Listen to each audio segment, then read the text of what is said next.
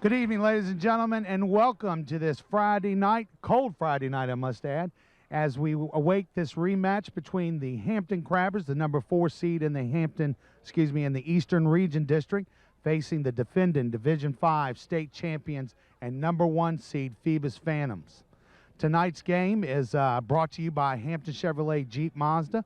And first, what we'd like to do is I see my colleague Brent Musgrove has Coach Danny Mitchell from Hampton High School, and we're going to go to him right now for an interview with Coach Mitchell. Brent? Thanks, Ross. I'm here with Coach Danny Mitchell, offensive defensive line coach for 25 years or so. He played football for Hampton. His daddy played football for Hampton. Your granddaddy played football for Hampton. Now your boy's playing football for Hampton, quarterback. Senior year. What's he looking for after this? You know, I'm not really sure. He's had a couple, offers, and, he's a good baseball player. So, he just got his report card. He made honor roll, so we're happy about that. And, he plays it because he loves it and he has fun. And whatever falls in for him, he's going to make it. There's no doubt about that. He's got such a good head on his shoulders, and I love watching him play baseball as much as anything. Get back to the game tonight. Here we are, Phoebus Hampton. How many times is this going to happen? Forever, I guess.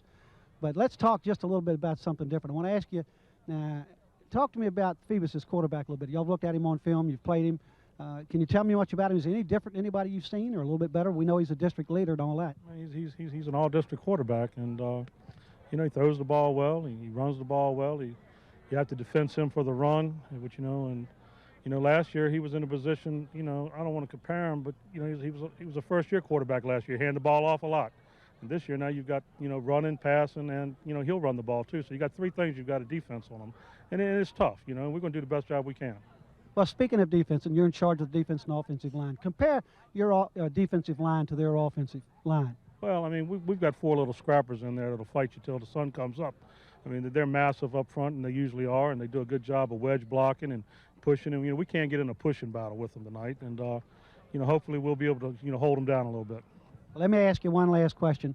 Everybody's talking about it. The 2 running backs, Martinez and Austin, can you compare them for me? Do you see a difference when you're looking at schemes and stuff and you're trying to set up a defense against Austin and what Martinez does for y'all? Well, I mean, we're basically a running football team this year. And, with Tron, I remember talking to Bill early in the year, and I said, what would you do if you had Tron? He said, I'd run him 35, 40 times a game. And so I guess it's about the same way. We try to run him, if we're running good, then we're a better football team.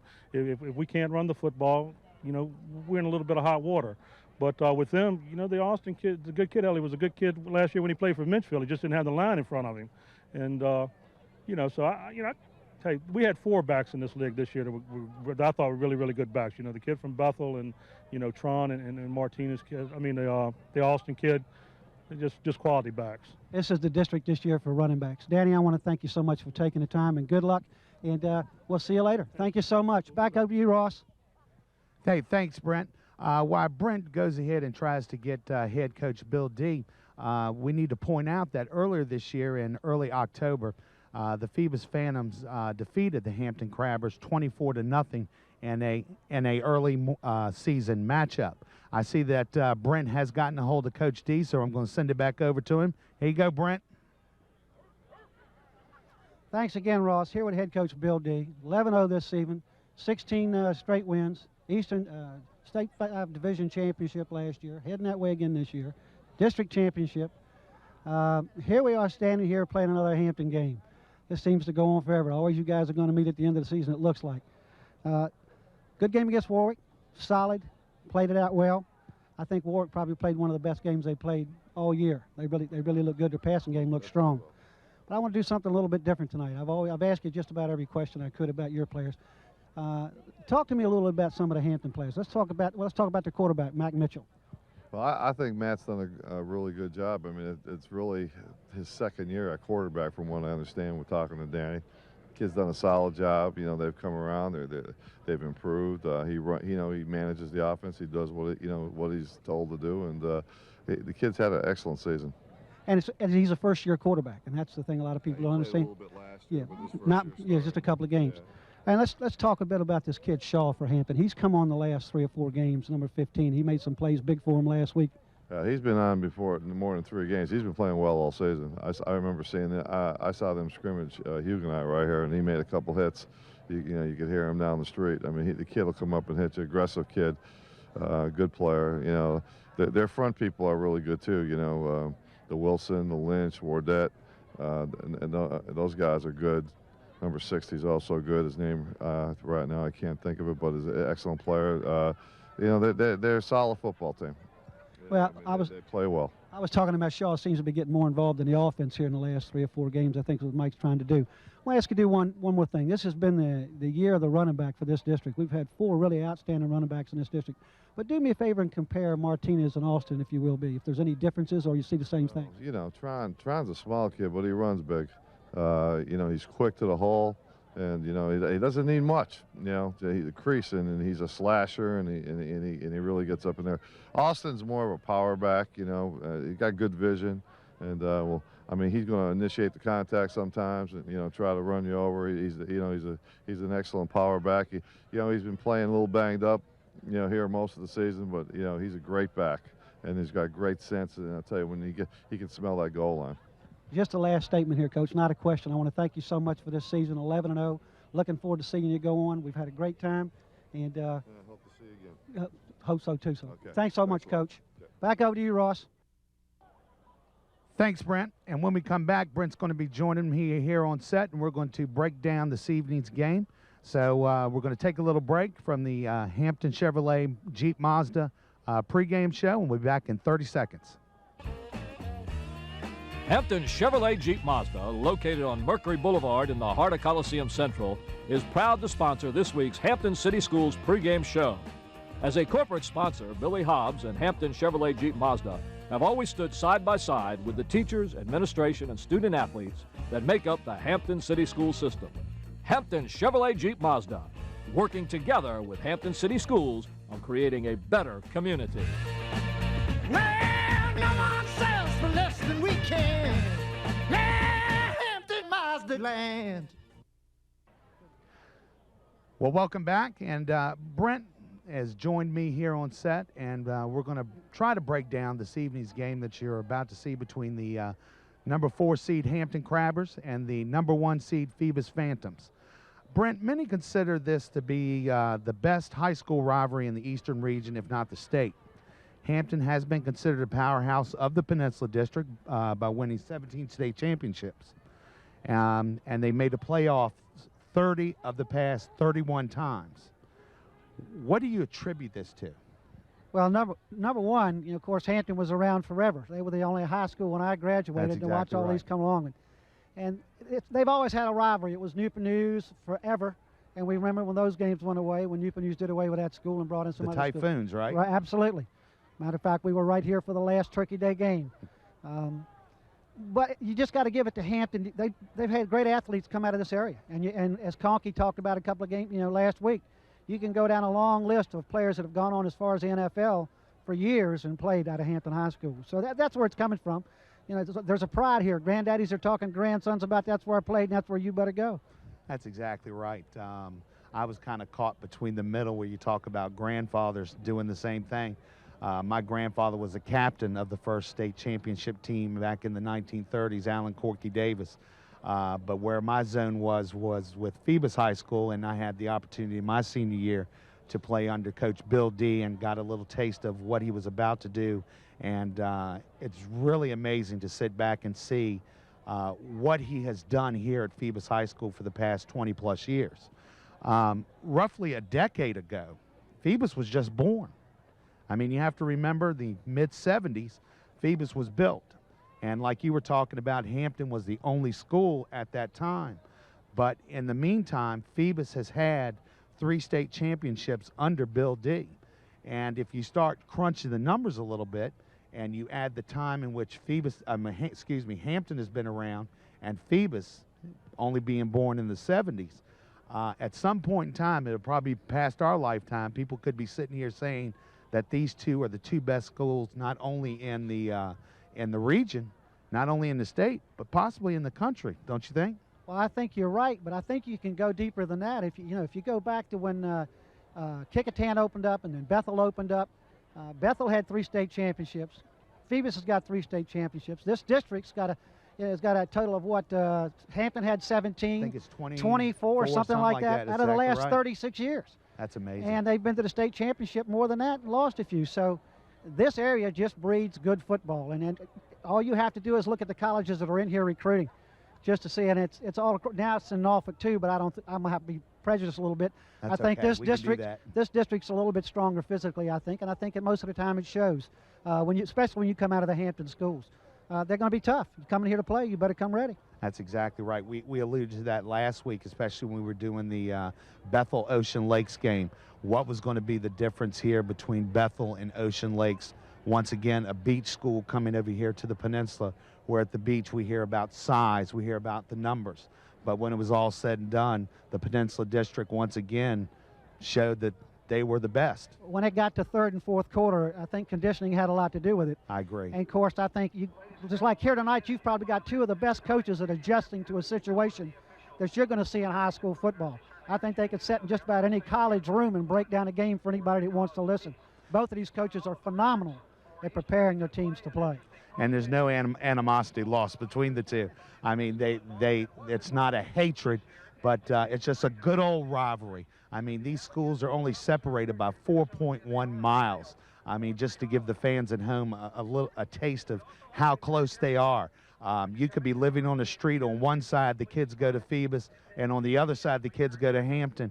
And all their years growing up, they played on the same rec league teams. And then when they got to high school, because of that one street, they were divided. One had to go to Hampton, one go to Phoebus. Some of these guys' best friends, they're playing against each other tonight. And I think that's what makes a lot of the memories, don't you? Oh, absolutely. They'll be talking about this. Just you look in these stands and you'll see people that played 20 years ago and 15 years ago. And you can hear it in the stands because when my wife come to the games that we're not doing, right behind you, in front of you, they're not talking about the game necessarily that's being played right now. They're talking about some game that happened in 1978 with this guy or that guy between Phoebus and Hampton. Everybody comes here to reminisce. That's why we call it, historical Darling Stadium. If you average the age of the people in the Hampton side of this stadium, it would probably average out at 55 years old. Yep, if you averaged it out. I agree. Now let's quickly. What do you see on Hampton's side are going to be the keys tonight? Hampton's got to get Martinez working. They've got to get him in the game and get him running. They've got to create room for him to pick up a few yards and maybe break one. And if Matt Mitchell can hit a few short passes, keep Phoebus honest, that might be the key for Hampton to make it go. And you got to add one other thing in there. Shaw has come on big here lately offense. He's made some key plays for Hampton here. And Hampton's done a few things to get some depth in their line. They've added a few people, too. So that's what Hampton, in my opinion, has got to do. They've got to get Martinez in the game. Well, to flip it around a little bit, what I think Phoebus is going to need to do is they're going to need to rely on their leadership. They've got a junior quarterback in Taj Boyd, who not only last year was in this position and took the Phantoms to the state championship, but offensive line, defensive line, has been here. They know what to do. It just seems that in the past couple of years, the winner of the first game during the regular season, was okay and got the #1 seed, but when they got to the playoffs, they ended up losing. And then the loser went home, and the winner of that game went on to win the state championship. They've come out of this district, absolutely. We could sit here and break this game down all night long and that's right. Talk about the quarterback records, and the running backs are almost equal and number of TDs they've scored. Phoebus might have an advantage in the number of receivers in the top 10 over Hampton. But when this is all over and you and I walk back out here to do what we're going to do tonight, you can throw all this down. As most Hampton and Phoebus people know, it's going to tee it up, and whatever we've seen all year is not going to matter at this game tonight. And like our friends say at ESPN, that's why they play the games. Well, ladies and gentlemen, it's about that time. At Phoebus, Hampton, Part 2. The rivalry continues, but this time it's to go to the Eastern Region Championship. Let's send it up to Mike Hauser and Paul Rowe, who will be calling tonight's game, and Brent and I will be joining you. Brent upstairs with them and me on the sideline. Have a good night, ladies and gentlemen.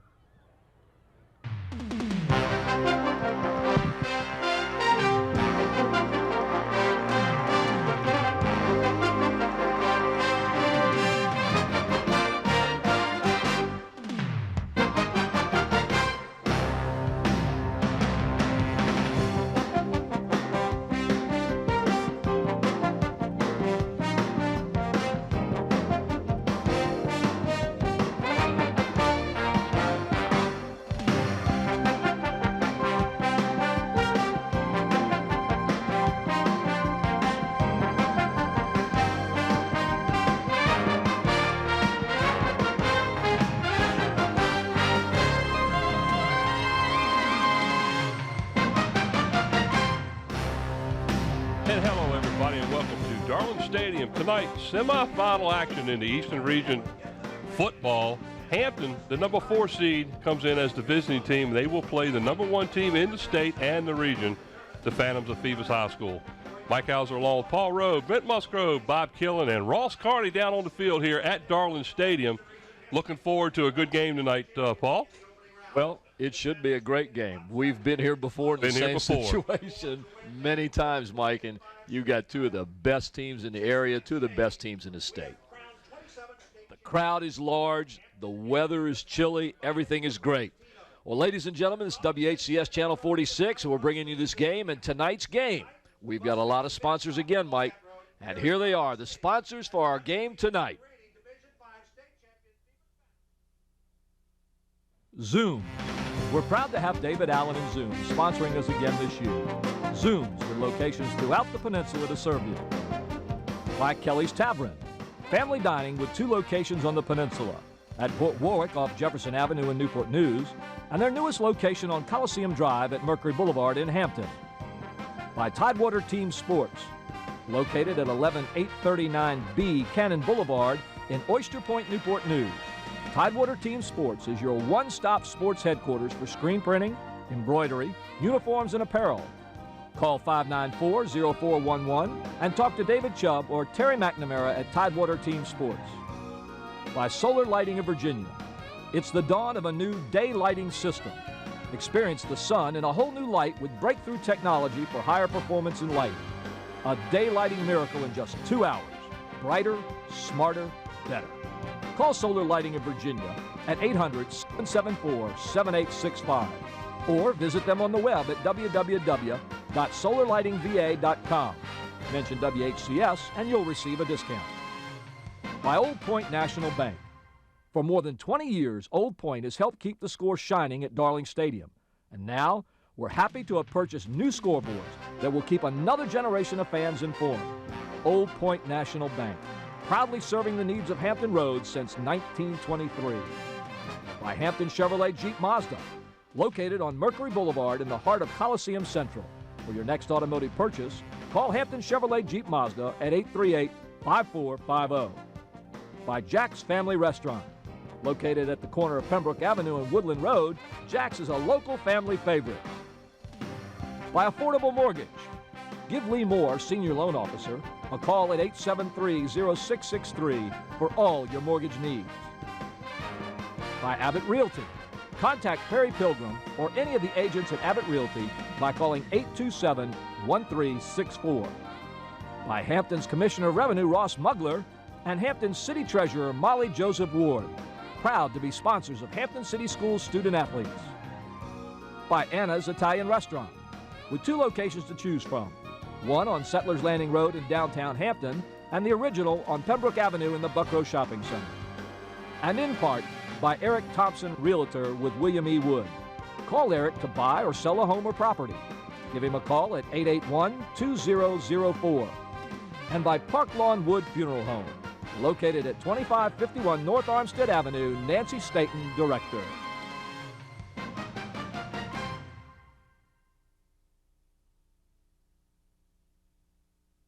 Oh, very good. You out of breath? Just about.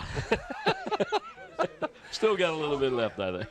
This game will pit a couple of district foes that have been fighting each other now and let's reiterate, they have been fighting each other now for the last 10 years or so as far as power in this district. This year, the Phantoms come in here 10-0 after the regular season, took care of business last week in the opening round of the region by defeating the Warwick Raiders 28-9. Now, that particular game, Warwick played probably their better game of the year and did a very good job staying with the Phantoms until late when the Phantoms were able to pull away from them and come away with the victory. Tough game for Warwick. Another good game for Phoebus. Phoebus is very dominating again this year, Mike. We've seen it all year long. Hampton, the same way. They've been getting better and better and better. We saw probably last week the best game that Hampton has played. As a whole, yes, absolutely. Defensively, we talked about how many shutouts the Crabbers had during the season, and last week they had to go against a very, very, very powerful offensive squad in Great Bridge, and that was a situation for those of you that did not happen to see that particular game. Great Bridge's quarterback, 6'5", 220-pound young man who he threw the ball every play during the game, with the exception of one, where he actually sat up in the shotgun formation on every play during the game. And finally, he ran the ball one time, carried about 5 or 6 crabbers along the way for about a 7 or 8 yard gain. But after that, Great Bridge never attempted another rush. And in the second half, what a job Coach Smith and his staff did adjusting after giving up well over 200 yards of passing in the first half. Well, it looked real good for Great Bridge at that point. They were dominating on the line. But the quickness, the speed, the agility of the Crabber defense, along with that coaching staff who, as you said, made the adjustments, really turned the tide. They chased the quarterback. They got him out of the pocket. And frankly, he just is not a good non-pocket passer. He's not a scrambling passer. He's got to stay in that pocket. And Hampton never let him set up, never gave him the time. They were able to catch him. A lot of sacks. I believe there were 5 or 6 sacks for the Crabbers that week. A lot of interceptions because they forced him into making mistakes. But the front line of the Crabbers in the second half by itself really turned the tide as far as what they did. They were able to get through the offensive line, and it was almost as if that offensive line for Great Bridge was so tired by the time halftime was over with that they couldn't stop Hampton's defense as quick as they were, and they just went right through the line with ease. And again, like you said, with the 6 sacks during the game, it was 7-7 at the half. And the final score was 38-20. So that ought to tell you something. The Crabbers, right there. Offensively, they really came out strong. But now, on the other hand, the Phantoms, in the second half of that game against Warwick, did a good job too. Well, and the Phantoms are going to. Phoebus is one of those offenses, #1 in the district, scoring 40 points a game. Mike, that's a lot of points to build up. To do that, you got to get up and down the field, and they do, with probably one of the most well-balanced offenses we have seen in years. 195 yards per game rushing, 162 yards passing. They come at you from all different directions. Look at the weapons that they have out on the field. It starts with Taj Boyd at quarterback. The man can throw the ball, he can run, he can scramble, he can go from the pocket. He's got a target like we've never seen before in Reed Evans, the wide receiver #4, who runs beautiful routes to get open and has just fantastic hands. And then the bread and butter, Sean Alston, the back who has just progressed better and better and better. One of the running backs that I think is one of the smartest in the area. You can watch him. He looks, he moves his head, he drives his feet, and he keeps picking up the yardage. This is a balanced attack that is going to go up against this quick, speedy Hampton defense, a clash of titans. Yeah, you're going to see the number 2 and the #3 rushers in the district battling each other between the hash marks here tonight. That's Tron Martinez and Sean Alston for the Phantoms. Send it down to the field where we get ready to do the flip of the coin.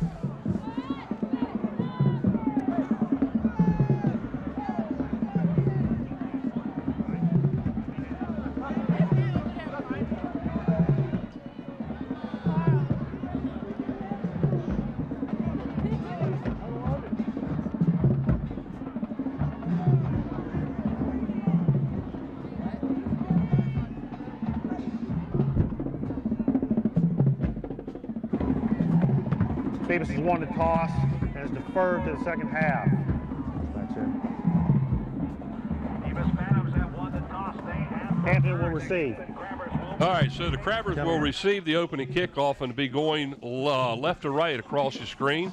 They will be defending the west end zone as the Phantoms will kick off and defend the east end zone.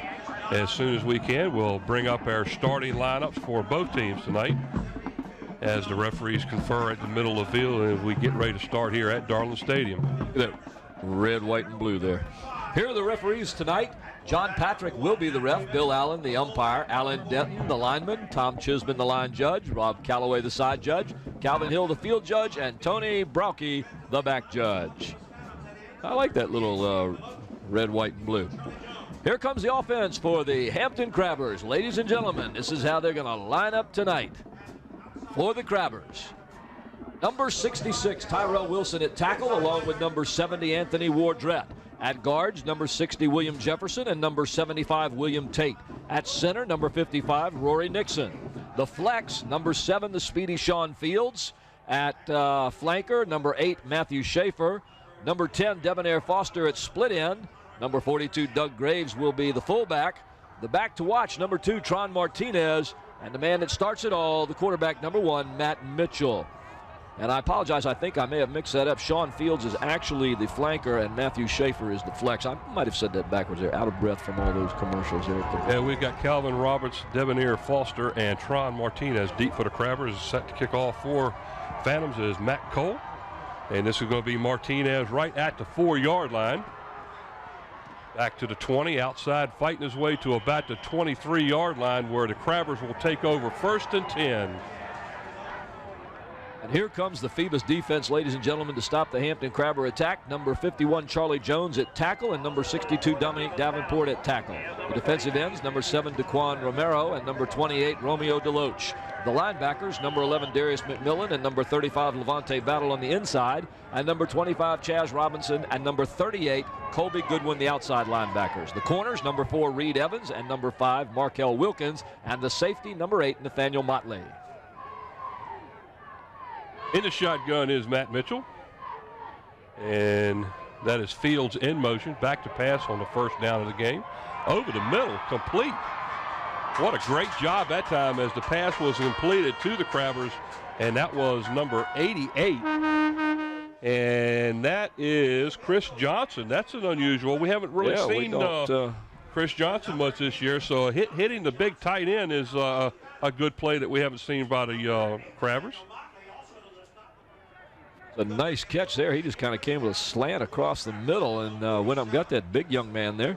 Nathaniel Motley, number 8 for the Phantoms on the stop. 1st and 10 all the way out to the Crabbers' 47-yard line. What was that? I was looking for him on the starting lineup here and didn't even have him. There's a pitch to Martinez. He breaks outside, gets outside of containment. Inside of the Phantoms' 47-yard line, the Crabbers will have a 1st and 10 inside of the 47-yard lines of the Phantoms. Levante Battle finally making the stop. Tron Martinez with an excellent run off the right side.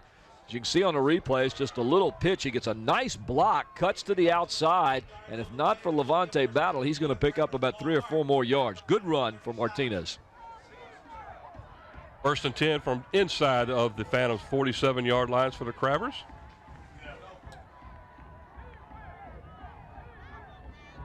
A nice shot of Matt Mitchell under center as he starts the play here. Other handoff up the middle. Not much going there as the handoff was up the middle. Looked like it was to Doug Graves, number 42, as he gets back to maybe a half a yard gain near the 36-yard line. So we'll call it a gain of maybe a yard, and that'll bring up a 2nd down and long 9 now for the Crabbers.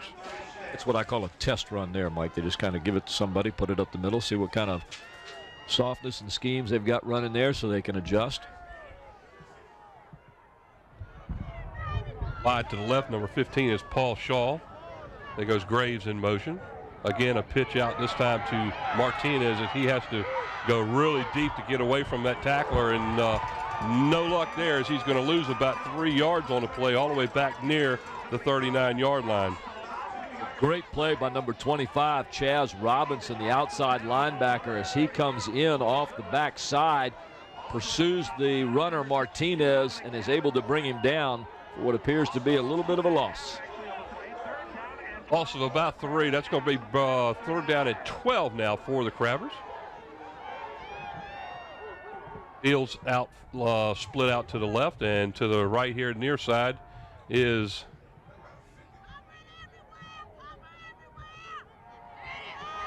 there's a pass over the left side, and that is completed to Sean Fields all the way down to about the 28-yard line. That's going to be short by about a yard of the 1st down. And I tell you what, Sean Fields came all the way across the field. Came from down here on this side. He was in motion, came off the right side, to make that catch. And, Mike, this is kind of surprising here. Hampton throwing the ball, going to the air early in the game here, and moving it very well. Successful so far. 4th down and a yard now as the ball sits at the Phantom 28-yard line. Again, 4th down and 1. So a critical play here early in the first quarter.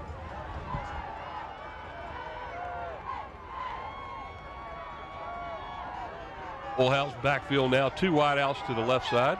In motion is Graves to the near side, and Hampton now calls a timeout as Coach Smith wants to Timeout. Hampton. talk about this a little bit. So that's the first time out here in the first half for either team. No score here with 8:30 to go in the opening period of play. Crabbers getting set now to run a 4th down and 1. 4th and 1 already. And passing the ball, they've been successful early, and I'll be honest with you, I think that's probably what the Crabbers are going to have to do in order to win this one. Ross Carney down on the sidelines got something for us. Let's send it down to you, Ross. Hey, guys. Last week we had 3 games out here at Darling Stadium. Once again, we need to give a hand to the grounds crew. However, when walking out here before the game started, it is very mushy between the halves. It is very mushy between the 2 halves. All right, here we go. 4th down and 1 on a critical play early in this game. Hand off to Tron Martinez. He battles his way, and it looks like he's got a first down near the 25-yard line. What a great run. 2nd and 3rd effort got him the first down on that play. Sure did, Mike. He didn't look like he was going to come down at all. He just kept driving and driving and driving, and I'm not sure they ever really brought him down. They just kind of stopped him eventually. But it was a good little play right off the left tackle. Just picks up enough yards. Good, strong blocking by the Crabber front line to get him enough of a hold to get that first down. Well, Pierre Wynn did a good job doing that kick-out block here to open the hole up a little bit for him. So 1st and 10 from the 25 as the Crabbers continue their drive here to open the game. Methodical drive, mixed plays, going left, going right, going outside, going inside, going over the top, into the middle, going over the top to the outside or near side here. Well, I was very pleased. Mixture of plays. I was very pleased on the first down of the game, throwing the ball over the middle to the tight end. That's something that the Crabbers hadn't done a lot of. Martinez up the middle to about the 21. He'll gain about 4 on the play. A big hole right there. Now watch on this replay. You can see it right. It's a great shot. You see the hole open right there and then closes up quickly. Nice recovery by the Phoebus defense on that to keep it down to the small gain that he got. Looks like he's going to be shy of the 21, so we're going to call it 2nd down and a long 6 for the Crabbers. You're watching WHCS Channel 46 Sports, ladies and gentlemen, as we bring you tonight's game from Darling Stadium. Shotgun, that is Sean Fields in motion. Back to throw, it's Fields to the outside. He's got the first down out of bounds near the 13-yard line. So the Crabbers again are complete on a little out pattern, and Matt Mitchell is on the money so far in this game. He really is. He's going to his bread and butter, and on that one, number 15, Paul Shaw on the top of your screen goes deep. He clears out the area, and Fields just runs a little underneath pattern. And once again, Matt Mitchell very accurate on those underneath passes, picking up the yardage. Timeout. Phoebus. 1st and 10 at the 12 as the Phantoms have called timeout to try to stop the momentum. And that first down is being brought to you tonight by Solar Lighting of Virginia. A whole new experience in solar lighting. We love these first downs sponsored by our sponsors, don't we? All right, good job. You'll probably be hearing a lot of that tonight, ladies and gentlemen. What a methodical drive the Crabbers have been on now, starting at their own 20. I believe it was the 24 they started. And right now they're all the way down to the Phantoms' 12-yard line, 1st and 10. And they're eating up time. That's what's impressive as well. We got 7:20 left. That's a long drive time-wise. They're controlling the ball, which is what they want to do when you've got an offense sitting on the sideline going at 40 points a clip. As long as they can stop, keep the Phantoms offense on the sidelines, it's a very productive night for the Crabbers. Sure is. All right, here we go. 1st and 10 from the 12. In the I formation. Nope, they got a full house backfield this time. In this particular situation, one of those upbacks usually goes in motion, and that is Graves. And Mitchell keeps the ball up the middle. He might have gained a yard at the most to about the 11, and that's about it. And that hole closed real fast. I'm not sure about that play. That one looked like he was trying to give it to somebody and then just kept it himself. On the stop that time for the Phantoms, it was Charlie Jones, number 51, as he hit Mitchell first and stopped his momentum. The gain of just a little bit more than a yard on the play. We'll call it second down now, a long 8 for the Crabbers, just inside of the 11-yard line. Have to do some work on that power veer in order to pick up some more yardage there. Now they got the back split, and Fields now in motion. Back to pass is Mitchell, being flushed out of the pocket. Oh, and he falls down. He fumbles the ball, but they're going to call the ball down because it came out of his hand after he hit the ground. Very good call. Yes. I guarantee you the people on this side of the stadium aren't agreeing with it, though.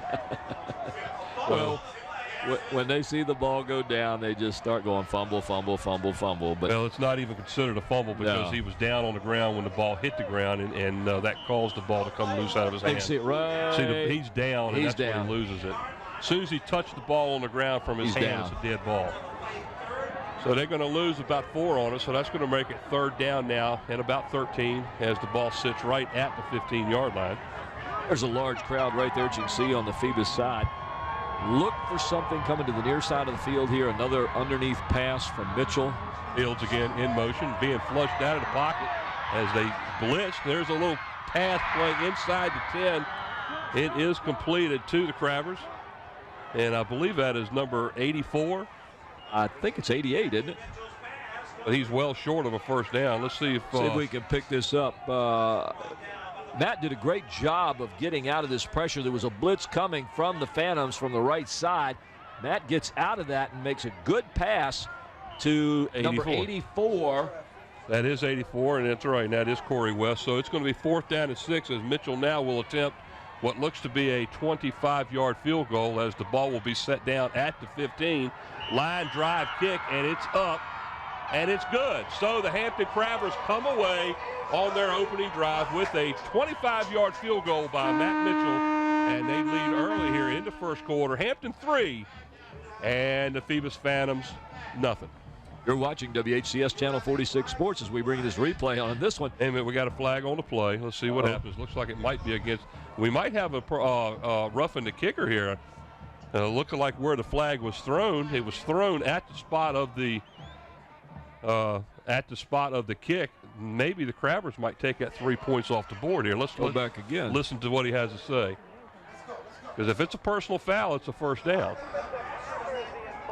Personal foul, roughing the kicker. Exactly. Against Phoebus. Automatic.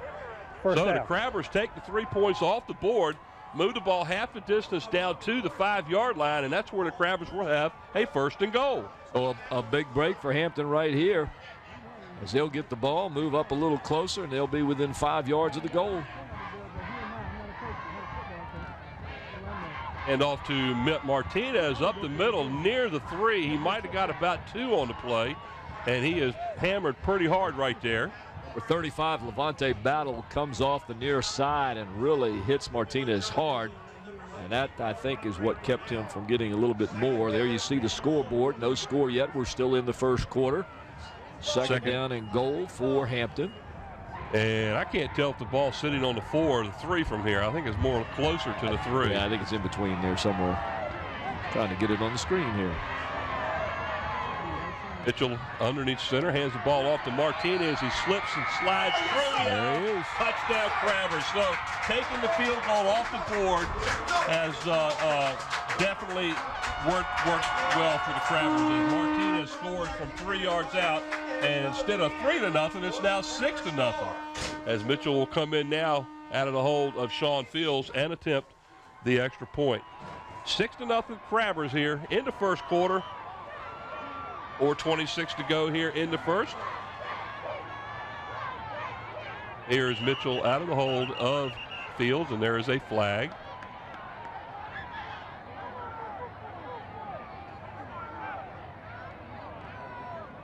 Against the Crabbers.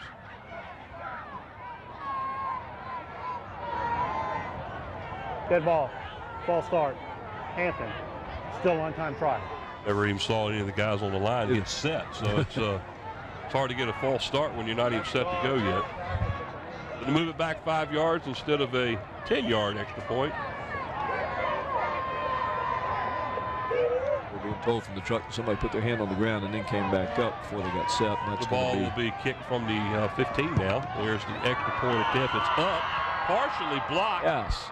No good. It is wide left. So with 4:26 to go here in the first quarter of play, Hampton 6 and Phoebus nothing. First quarter eaten up by a long drive by the Hampton Crabbers, culminating in a touchdown, Mike. Did we expect to see this right off the bat? Here comes that last play of the touchdown. You see Tron Martinez going off the right-hand side. He just turns his back and just pushes right on in to the end zone. Again, driving his feet, keeping it moving, smells that pay dirt, gets in there. So 6-0, the Hampton Crabbers with the lead.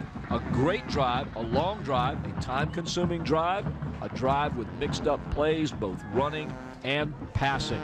It was a great drive for the Hampton Crabbers. All right. Had scoring drive for the Crabbers. 12 plays, 77 yards, and 7 minutes and 28 seconds. Ladies and gentlemen, tonight's scoring drive and statistics are brought to you by Jack's Family Restaurant, located at the corner of Pembroke Avenue and Woodland Road in Hampton. So as Matthew Mitchell will tee it up now for the Crabbers. He will be kicking off for the Crabbers, and back deep is number 5, Markel Wilkins, as he stands at his own 5-yard line.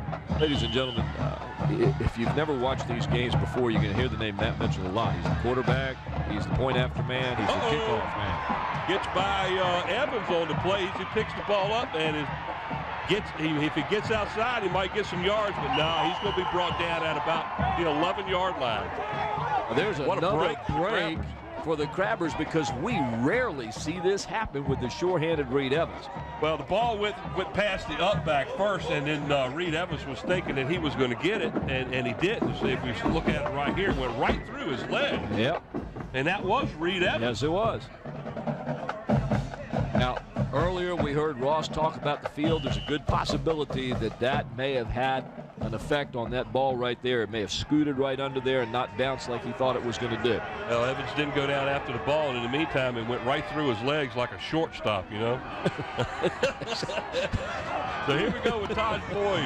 Hands the ball off to Austin up the middle. He's hit in the backfield and works his way out to about the 12-yard line. He's going to pick up maybe a yard on the play, and that's it, as the Crabbers bring him down right there. Well, the Crabbers came out and established the offense. Here they come out establishing defense. A quick blitz up the middle by number 66. Almost gets to the runner. And that was Terrell Wilson. Yeah. Great job there. A gain of just under 2, so we'll call it 2nd down and 8 for the Phantoms. Todd Boyd under center. Back to pass. Outside here to the Phantoms, number 16, and it is complete, and that is Jermondo Towler, as he is brought down outside the 15-yard line at about the 16.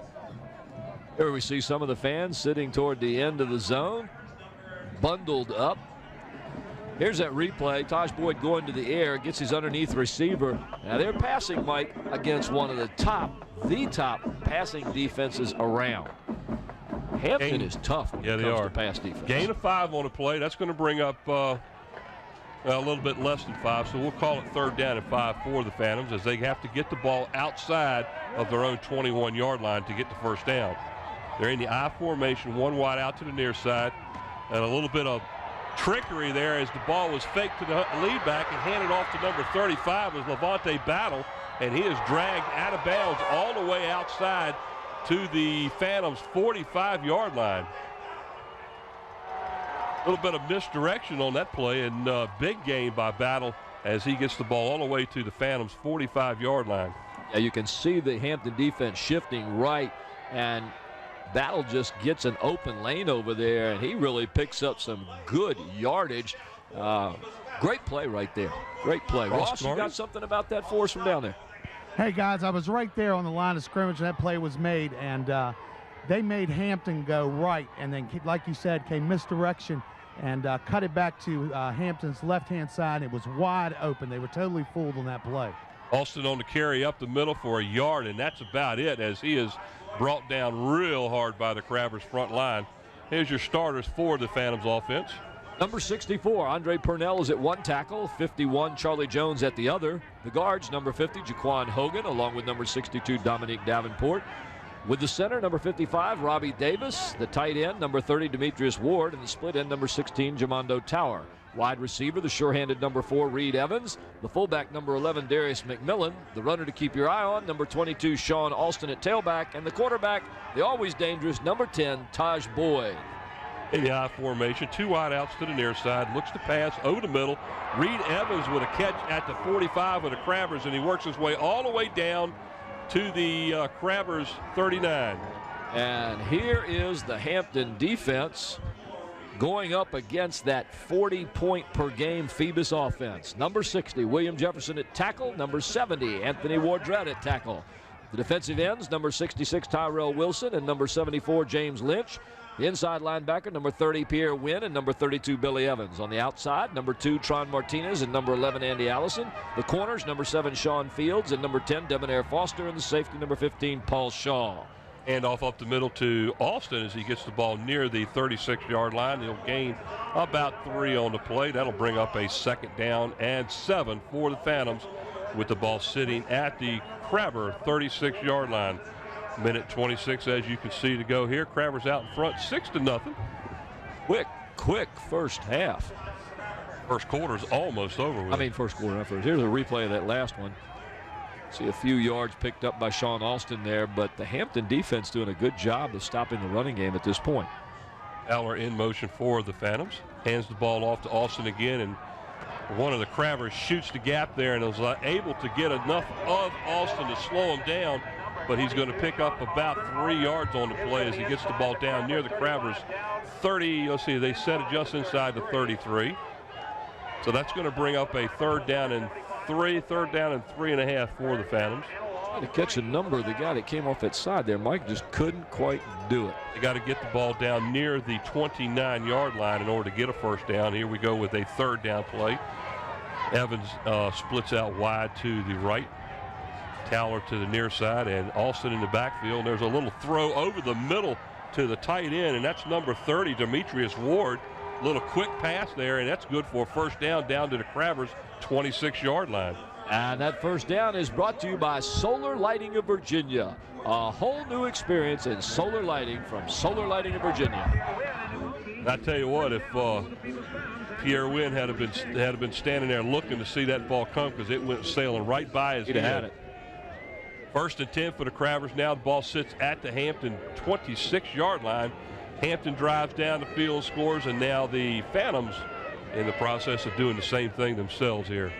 As it looks like a Phantom jumped on the play that time, and Hampton came across the line. It depends on which one they're going to give it to first. Whose eyes are better than ours down there. I believe that should probably go against the Phantoms. I think they moved early. Let's watch and see.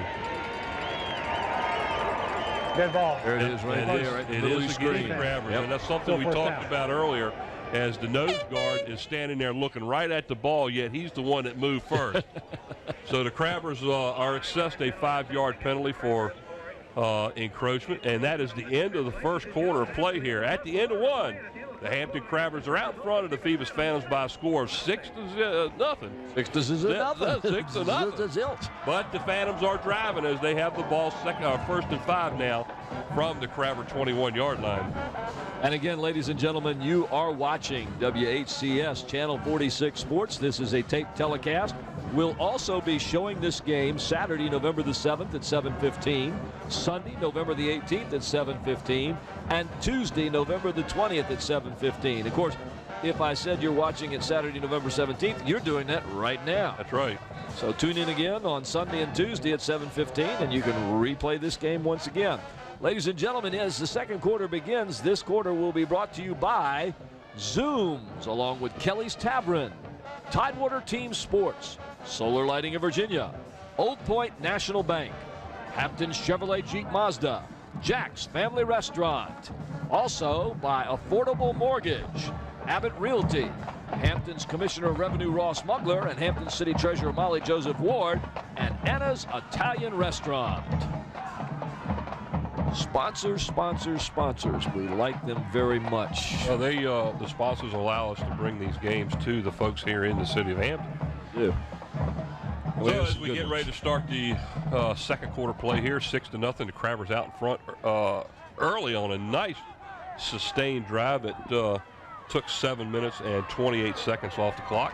Taj Boyd hands the ball off to Sean Austin. He's inside the 20, forced out of bounds about the 16-yard line. And that's going to be enough, I believe, for a first down to see how they're going to mark it. He's close. Oh, and there is a flag on the play, sitting right at the 20-yard line. There's Austin goes up the middle. There's nothing there except red jerseys. This is, again, where I say this young man looks. He uses his head. He uses his smarts. He sees where there's an opening. He goes for it. I believe there's going to be a holding called against the Phantoms here. And I believe if we show the replay one more time, you'll probably see it. So it's going to, instead of being a 1st and 10 at the 16. Holding against Phoebus. Replay first down. Now we'll call it first down and 14 as the ball sits at the 30-yard line now as the Crabbers set themselves up on defense. Watch your hands, guys. Watch your hands. In the I formation. Back to throw. Over the middle. Almost intercepted by the Crabbers, and I believe that is number 66. And that Wilson? I believe that is. Number Tyrell 64 Wilson, for the 66. Yeah. Yeah, a tackle playing back at linebacker. What in the world? Look at Tyrell Wilson, number 66. He goes being up. back up. Ball was intended, I believe, for Reed Evans, and it was, and almost was intercepted by the Crabbers. So that's going to bring up a second down at 14. With Tyrell Wilson back there in the back for coverage like that, a stun had to be on, and one of the backers was coming through. Hey, you like our new graphics up there, isn't that neat? Love it. I love it. Andy's been working overtime this week doing all sorts of stuff back in his little office, and I like this. This looks really nice. Second down to 14. Little flare pass out here, and that is completed to number 5, Markel Wilkins, as he gets down near the 20-yard line. And this is a good time, ladies and gentlemen, on your screen. I love these red and white stripes here down on this end of the field, which is the east end or the right side of your screen. We've got some red and white stripes, courtesy of John Johnson, the field man.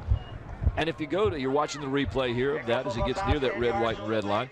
If you go to the other end of the field down here, Mike, to our left, you'll see, and there's the man that did that right there, John Johnson. Thank you very much. I like it. You've got the blue and white down at this end, the red and white down the other end.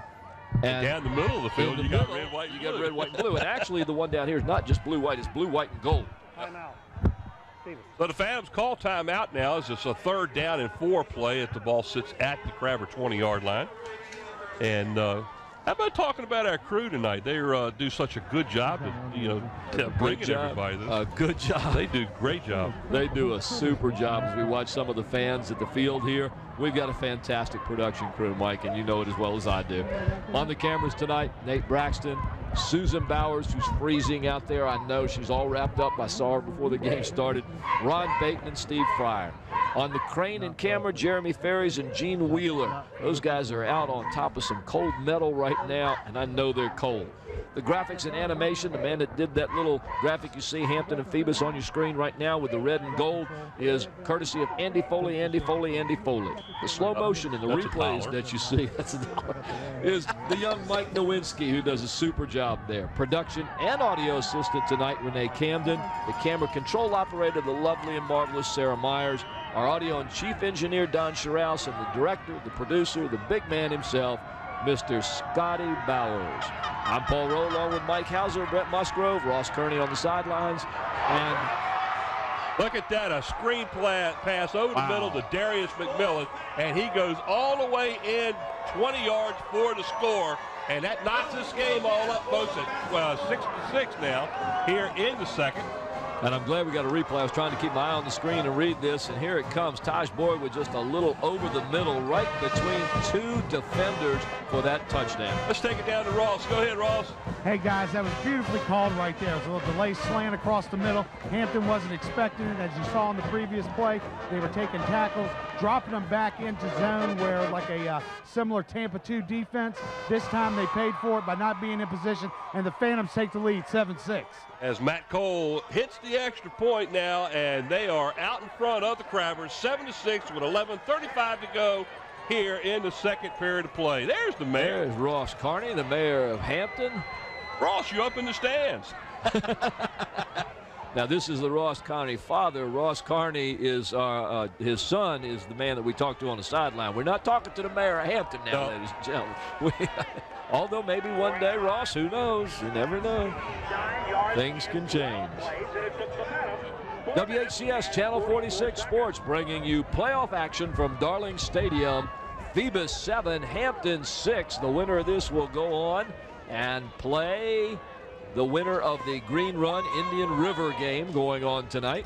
89 yards on 12 plays, 4 minutes and 44 seconds. Ooh, both teams really grinding it out. Ladies and gentlemen, tonight's scoring drive and statistics once again brought to you by Jack's Family Restaurant, located at the corner of Pembroke Avenue and Woodland Road in Hampton. Jack's. Matt Cole now set to kick the ball off to the Crabbers. Back deep in the middle of the field there is Martinez for the Crabbers. To feel this game is kind of like a boxing match here, just kind of starting out a little slow. As it's taken at the 8-yard line by the Crabbers, and right up the middle all the way out to the 30-yard line. And that is number 23 for the Crabbers, Calvin Roberts. 22 yards on the carry on the return that time. So the Crabbers will take over 1st and 10 at their own 30-yard line. He's got some good blocking here, Mike. He's very fortunate to get a little hole there and get that line before Phoebus can get together on that. Demetrius Ward for the Phantoms on the stop. So Hampton will take over here, 1st and 10 at their own 30, now trailing 7-6, right behind the Phoebus Phantoms after a nice long drive, and 2 long drives now so far for each team. I got a feeling they're just going to kind of feel each other out for a while here and see what goes on, and breaks, I'm guessing breaks are going to determine this game. Matt Mitchell under center, and there goes another flag into the Crabber line. It looks like maybe somebody on the line moved that time. It's going to cost the Crabbers another 5 yards.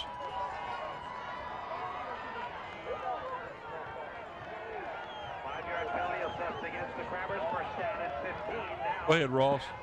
Hey guys, on that call, you may be wondering why it was illegal procedure.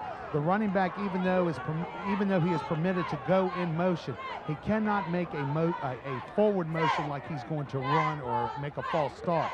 By doing that and then turning left, got that flag thrown on the Hampton Crabbers. But that's what they've been doing in the entire game, is the running back in the backfield will take a step forward and move just like he did again there. But that last time we saw a good view of it, he was coming at a slant right toward the... Well, what a great pass and another catch by Sean Fields. He caught the ball, was hit, the ball popped out, and he gets all the way down inside of the Phantoms territory, down to the Phantoms 48-yard line. And what a great effort that was. That was concentration at its highest peak, Mike. Watch the replay, because I thought this young man was going to have the ball popped out of his hands. Well, what a nice pass by Mitchell, too, right Look in his his hand. Hit right here, boom. Most kids give it up right there. Sean kept his concentration. He kept his eyes on the ball. He picks up another 12 yards after that. But the Crabbers are in business now. 1st and 10 at the Phantoms 48-yard line. In motion is Fields. Handoff is to Martinez up the middle. He will pick up maybe a yard as he gets down near the Phantoms 47-yard line.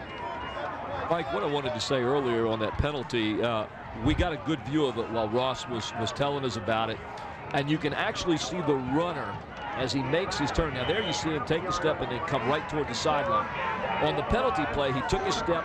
He started coming right at the line almost at a 60 to 30 degree angle. I understand what you're saying, but if that's the case, the side referee would have called an illegal motion because he was moving towards the line during the snap. So I'm not real sure about who that was called against. It couldn't have been against the back on that play.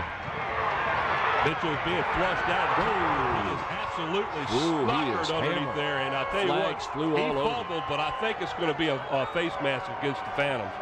I think that's what he's calling, and I tell you what, Bill D and the Phantoms coaching staff are not happy right now. I mean, look at this. Ooh. Coach D even took his hat off and threw it in the ground. Well, I'd say Coach D is not happy. I don't believe that I have ever seen Coach D get that upset. Let's see the replay on this. Matt's flushed out of the pocket, got nowhere to go, and he is just hog-tied and rode to the ground. Ball comes out, and we got a flag coming from the left-hand side. Well, it was obvious that the Phantom defensive player was around the helmet. Now, we don't have a close-up view like the Phantom's coaching staff did. Or the refs. As they call I'm sure it's a face mask. That's the only thing it could be. See if we can see anything here. Here comes Mitchell to this side. But he hog-tied him around the shoulder pad area, which, by the way, in professional ball is illegal. It's not in high school, I don't think. But obviously there's a lot of talking going on right now by the officiating crew as the flag is on the ground. But right now they haven't done anything as far as moving is concerned. If the play stands as it is, it would probably end up being a fumble because Mitchell did fumble the ball and it was recovered by the Phantoms. But right now the offense for the Crabbers is still on field. Or was he down when he fumbled it? Oh, no. Okay. No. His whole body was being twisted out of shape when he lost the ball. Matt Mitchell was really lucky that he didn't get hurt here. Well, we got a lot of noise coming from the crowd here as they're anticipating this call to see what's going to happen. Not going to be a happy crowd on this side, I can tell you that right now. He ended up losing about 5 yards on the play, but let's see what happens.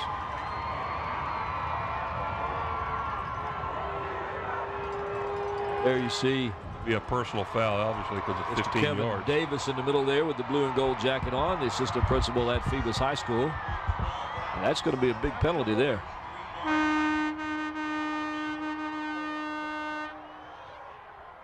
Personal foul, face mask, and that was the call. So that's a big 15-yard penalty, and it takes the ball all the way down to the Phantoms' 33-yard line. If that doesn't rile up this side of the stadium, nothing's going to, because there's an awful lot of people that didn't agree with that one. 1st and 10, Hampton. In the shotgun is Mitchell. There's 4 wideouts for the Crabbers, 2 to the near, 2 to the far. Back to pass. He's got one over the middle. That is Shaw, number 15, for the catch as he gets inside of the 30-yard line. He'll pick up about 3 on the play, and that's about it. But that's the first time we've seen Shaw tonight. Yep, it is. And at that point, if you look in there, I don't know whether we'll see it. We'll see the pass here to Shaw. But if you look at the top of your screen, it looked like number 30 for Hampton wide open, and that was Pierre Wynn. Nobody near him at all. So they're going to pick up about 3 on the play. That'll bring up 2nd down and 7 for the Crabbers, just inside of the Phantoms' 30-yard line. Taking their time getting the play off here is Martinez, and it looks like Martinez and Pierre Wynn will be in the background. I believe the Crabbers are going to have to call timeout. I don't believe they'd have been able to get the ball off on that one. They took a little bit too much time getting that play in there. So the Crabbers will call their 2nd timeout here in the first half. That'll leave them with 1 remaining as the Phantoms still have 2 left. You're watching WHCS Channel 46, and Mike, it's one of those games where it's just kind of going along again. This is starting out to be one of those games, like, you know, the old saying, whichever team has the ball last is going to win. It'll win, yeah. And it depends on whether or not the Crabbers physically will be able to hold up for the entire game, because that's what happened last time in the first game. It was 7-7, or it was 7-0 late in the 3rd quarter, and then a couple of breaks here and a couple of breaks there, and then Hampton they got tired. And I don't think that's going to happen this time. Well, it's a different team. Yeah, anything can happen. They're playing a lot better now than they did back when they played against each other about midway through the season. Right now, they're both pretty balanced, though. The offense is getting rest, the defense is getting rest. Well, here's the key right now. Matt Mitchell's connecting with his receiver. Yes, he is. He's doing a real good job of getting underneath. That is the key to this game. Pierre Wynn now goes in motion for the Crabbers. Mitchell back to pass. Is again, middle of the field. Still being flushed out right now. He's trying to tell his players to get out of his way so he can run. Excuse me, please move out of the way as he gets the ball down to about looks like the 26, maybe 27-yard line. He will pick up a couple on the play. That will bring up a 3rd down and 4 now for the Crabbers. That's twice now that Matt's been flushed out of the pocket with nowhere to go. Watch this. Watch this. Move out of my way, please. You can see his left hand push. On the tackle for Phoebus on the play was Romeo Deloach, that's number 28, as he brings down Matt Mitchell at the 27-yard line. 3rd down and 4 now for the Crabbers. Charlie Jones, Dominic Davenport, Daquan Romero, Romeo Deloach, they're making it real tough on Matt Mitchell right now. Well, so far in this game, the Crabbers' offensive line has been able to contain the defensive line for Phoebus. And look at the sideline here. And there are players. What is going on? I mean, Coach Van Dyke is really upset about something. Coach D was jumping up and down.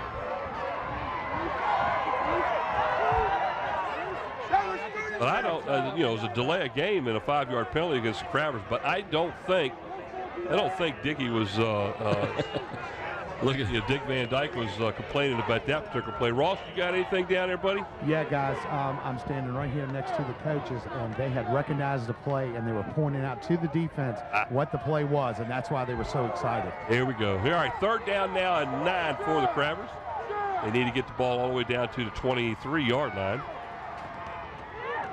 And off to Martinez up the middle, and nothing there, folks, as he's lucky to get back to the line of scrimmage. And on a 3rd down and 9, a handoff up the middle against this defense, I'm not really sure is going to work. No, not especially the fact that they're getting pumped up. The more the coaches are getting excited, the more the defense is getting excited. Absolutely. And Martinez had absolutely no chance there as he was bottled up by about 5 Phantom defensive players. So it's a 4th down now and 9 as the ball sits at the 32-yard line. This probably would be a good opportunity to pooch the ball down and try to bottle up the Phantoms, but we saw that don't look like that's what they're going to do. And I believe the Crabbers broke the huddle with 12 players again, and I don't think they caught it. In motion is Martinez, and that's unusual. Back to pass. Here comes blitz up the middle. Body up back, and it's intercepted by one of the linemen of the Phantoms right there at the 40-yard line as the ball is batted up in the air. And looks like number 11 for the Phantoms, that would be Darius McMillan on the interception. And it looked like number 51, Charlie Jones, got a hand up on that, but I'm not positive. Let's see if we can see on the replay here who gets that. Is it number 51? There he is clapping his hands. Yes, it is Charlie Jones. So the first break of the game as the Phantoms get the interception off of a tipped ball. 1st and 10 from their own 43-yard line. Austin on the handoff right up the middle. He gets at least 5 on the play as he gets down near the 48-yard line. So we'll call that 2nd down and about 5 for the Phantoms. This is where Phoebus needs to come out and take advantage of the break. Here's a good break for them near the middle of the field. They need to get a good drive, put some more points on the board. Hampton, on the other hand, has to take that defense and prove that they can shut down this offense right now. Well, they pull the ball back to the 47-yard line, so that'll make it a 4-yard gain. And now it is 2nd down and 6. Look who's behind us. Nice little athletic director here in the city of Hampton. Austin again on the handoff, up the middle. Down near the 45. He's going to be brought down outside of the 45, but that's enough, about a 7-yard gain and a 1st down by for the Phantoms. That's Tyrell Wilson, number 66, along with number 15, Paul Shaw, making that stop, and it is a 1st down, ladies and gentlemen. Another 1st down brought to you by Solar Lighting of Virginia. A whole new experience in solar lighting. Here the Phantoms are on the move again. Austin up the middle.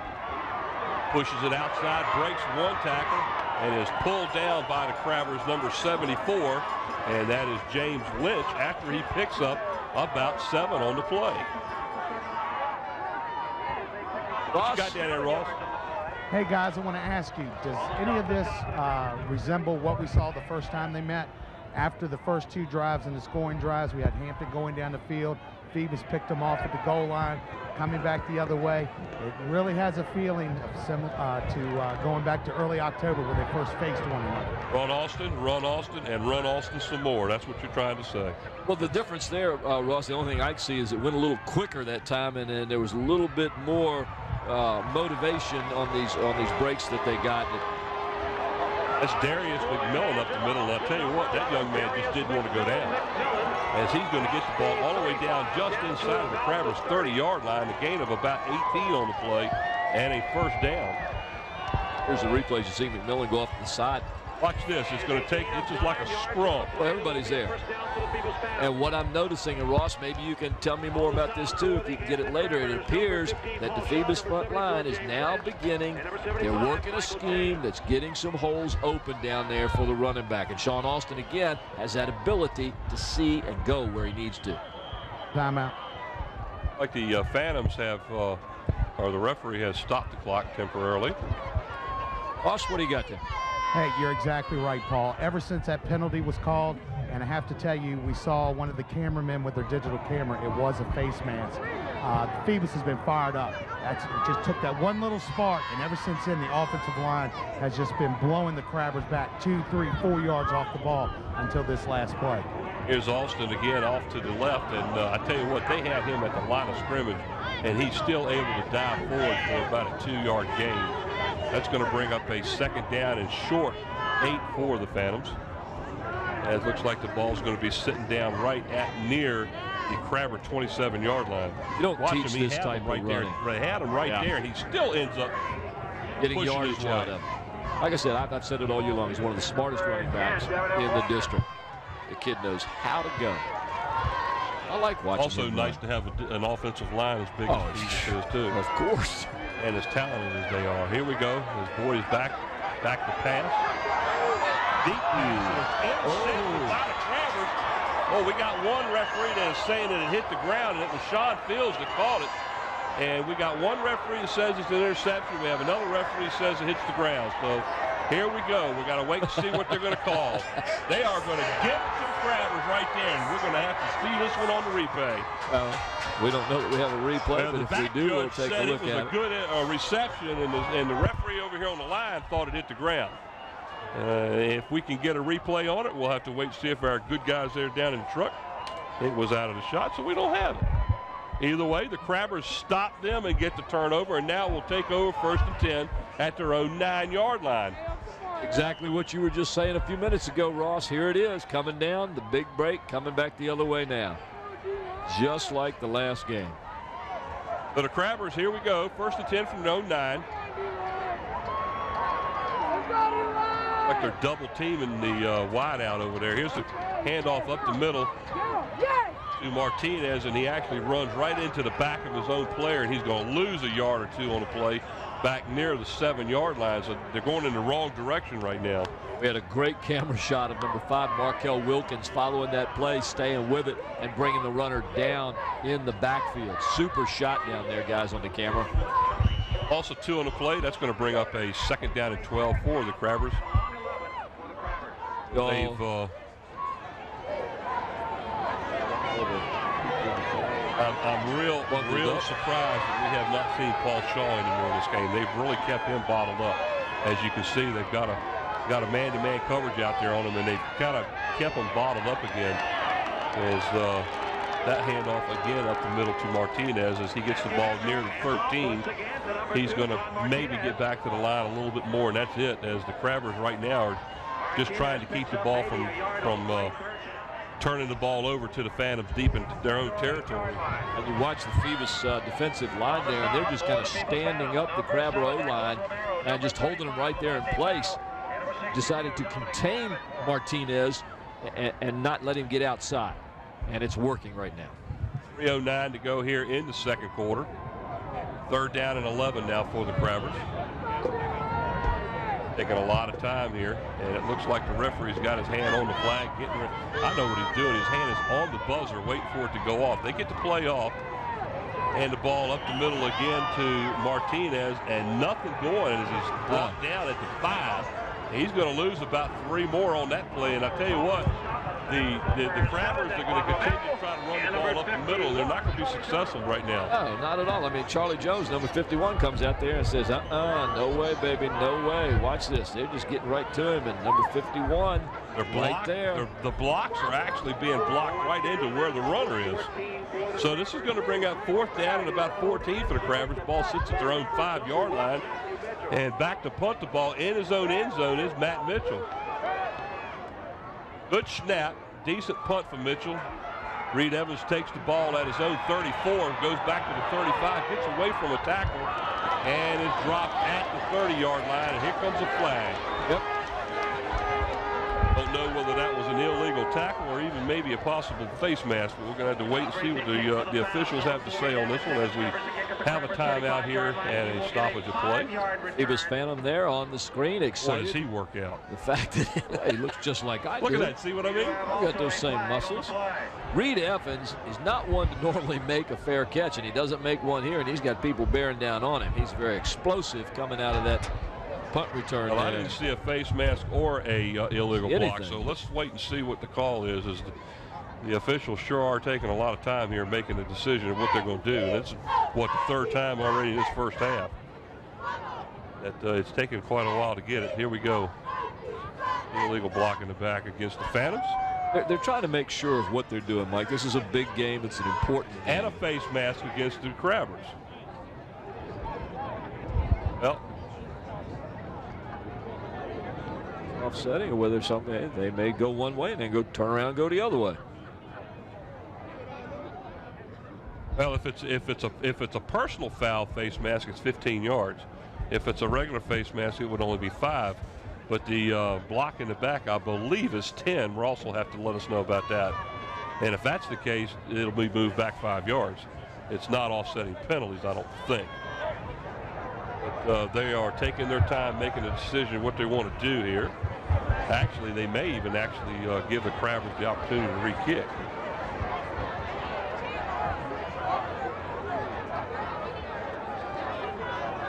Here's the replay. You can see if we see a face mask or even an illegal block. It wasn't a face mask, gentlemen. His hand hit the top of his helmet. You can see down in the pile. There might have been something down there. This particular penalty sure is taking an awful long time.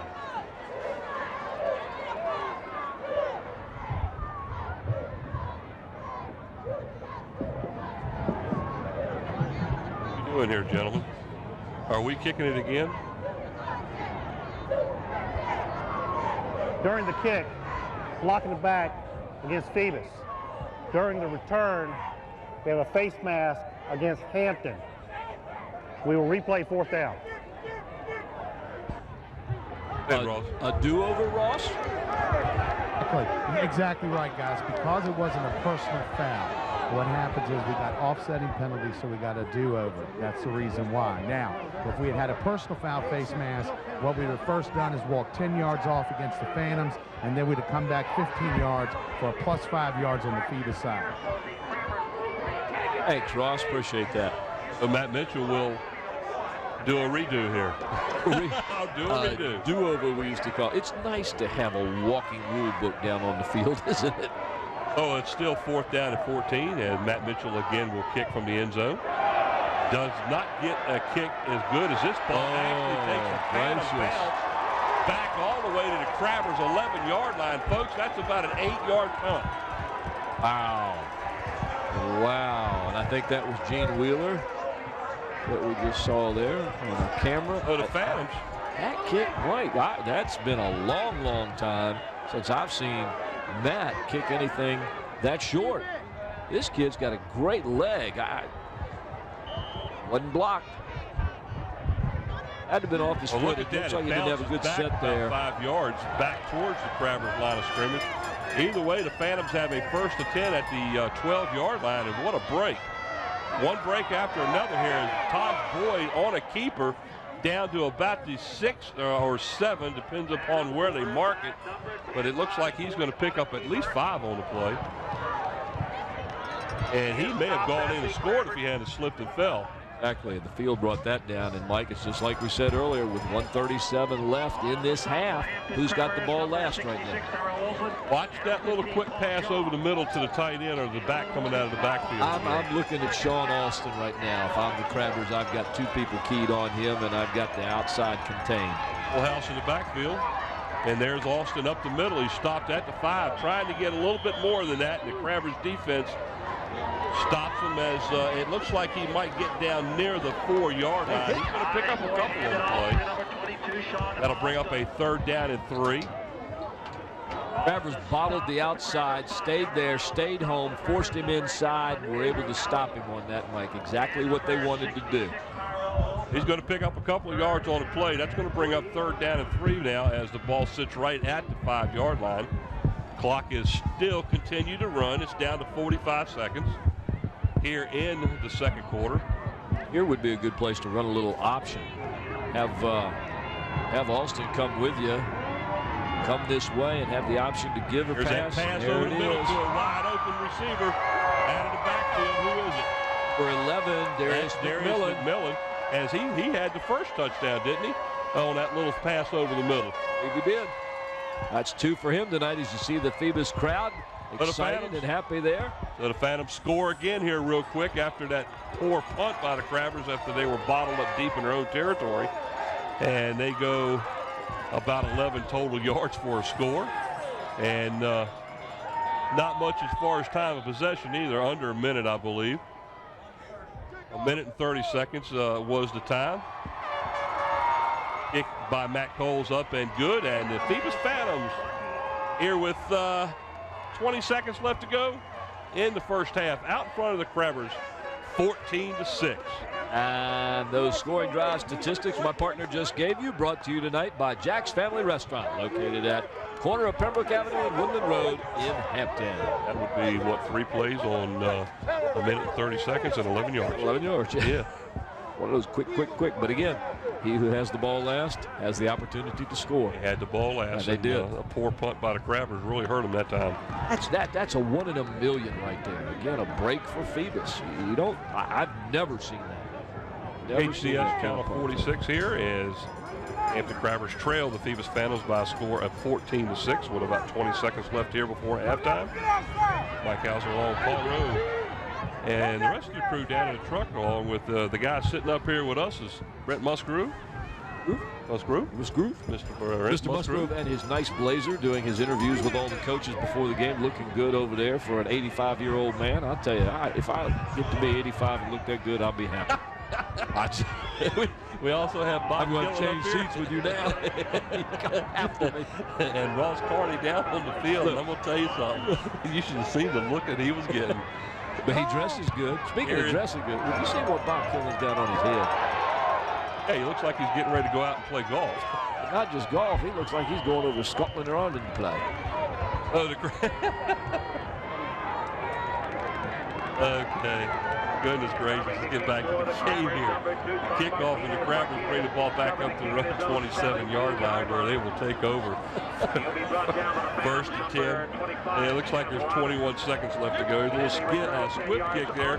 Gets past the first Crabber. Looks like Martinez picks the ball up and is brought down right at the 26-yard line. 1st and 10 for the Crabbers. Got 21 seconds to go here before the end of the first half.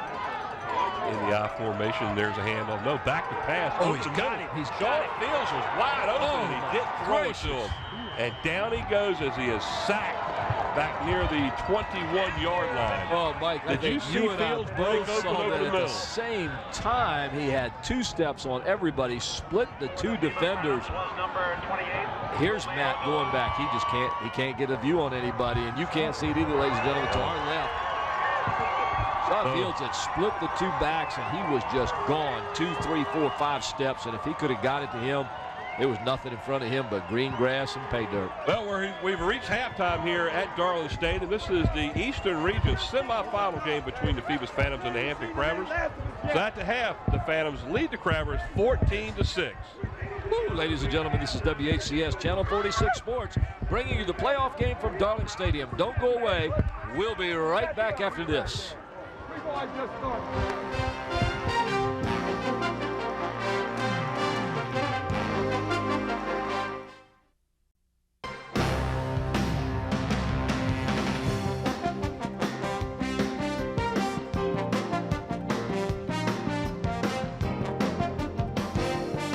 to 6, the Phoebus Phantoms out in front of the Hampton Crabbers here at halftime as we get ready to start the 3rd quarter action. Well, we talked earlier tonight about the fact that it's going to be a battle, and so far it really has, as both teams offensively have been able to move the ball until late in the second quarter, when Phoebus's defense really started to bottle up the Crabbers. It's been a great game so far, Mike, methodically marching down the field, just doing what they need to get done, and doing it very well to this point, mixing it up, going through the air, going to the ground. Two great teams going at each other.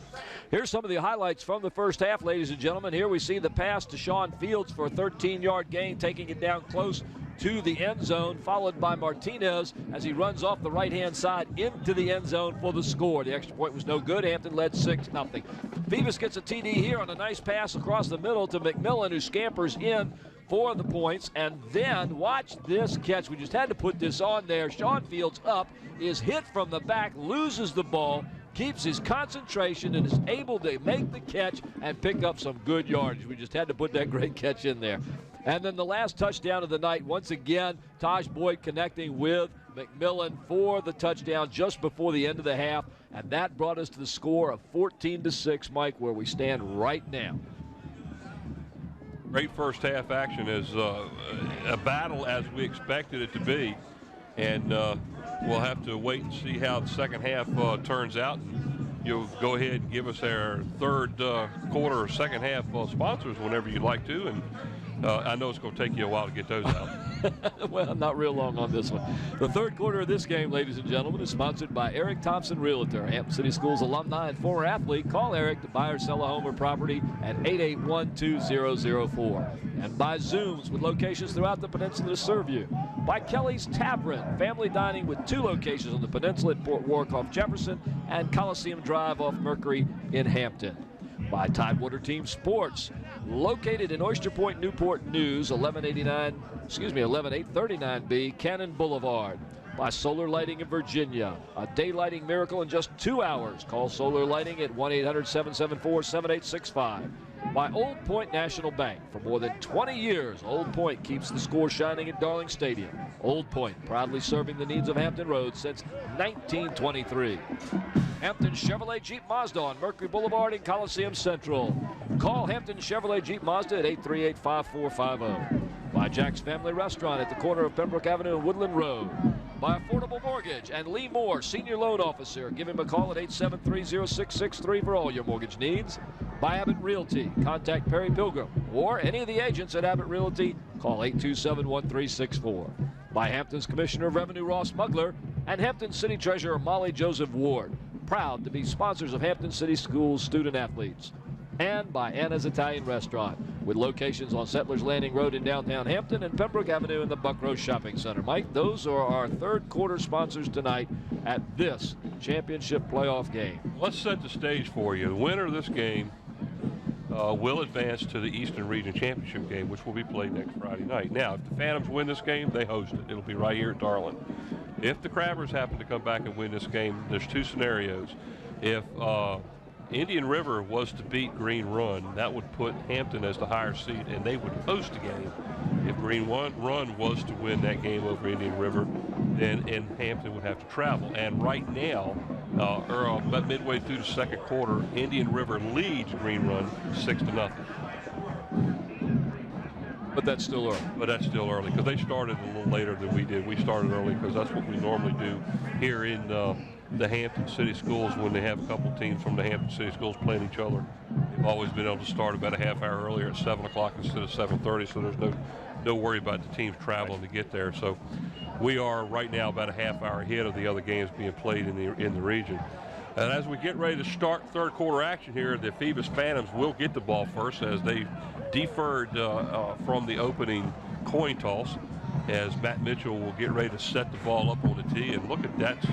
What a is that? Say Baby D 62. That's got to be for the Phoebus Phantoms number 62, and that is Dominique Davenport. Baby D. What a great defensive player he's been this year. So, Mike, any predictions? Here we go, the second half momentum either way. Right now, momentum-wise, I think the Phantoms have the momentum because I think in the last 5 minutes of the second quarter, they basically took over the game. Here we go as Reed Evans deep back at his own 5-yard line as Matt Mitchell kicks the ball off short, comes down at about the 18-yard line. He's brought down hard at his own 28-yard line. So the Phantoms will take over the ball, 1st and 10 from their own 28-yard line. Early pairing, number 41, along with number 54, Monto Haney, making the stop on that play right there. I think it was Colby Goodwin on the return that time for the Crabbers as the ball is sent down at the Phantoms 28-yard line, 1st and 10 Phoebus. Here at the start of the 3rd quarter of play, Eastern Region's quarterfinal action here at Darlin Stadium. No, this is semifinal action. Semifinal. Sorry, Yes. Quarterfinals was last week. Semifinals here. There is Boyd over the middle as he hands the ball off to the lead back out of there, and that is Sean Austin as he's going to get a 1st down and about 11 yards on the play, all the way out to the Phantoms 39-yard line. I'm sorry, did you say 1st down? A 1st down. And ladies and gentlemen, this 1st down is brought to you by Solar Lighting. Bright, beautiful solar lighting. A whole new experience in lighting.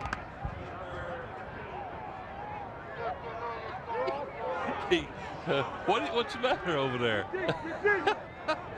that's Brett good. likes it when That's I give these good. 1st downs. Austin up the middle again for about 3 as he is tackled just outside of the 42-yard line.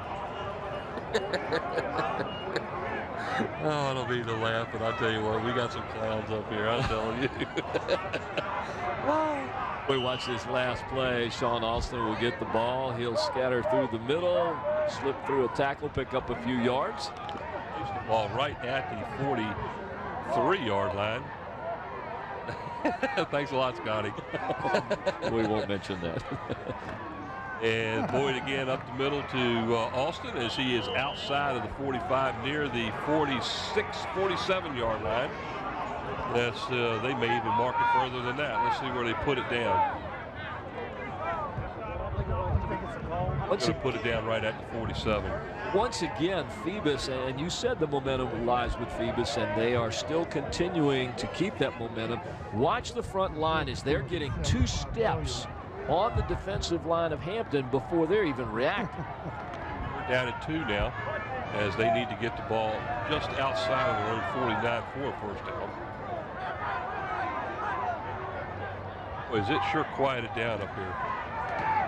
That's the lead back up the middle, and he is going to, I believe he's going to have a 1st down as he's coming down. I think he's going to be tackled just shy of midfield, but that's all he needed to get a 1st down on the play.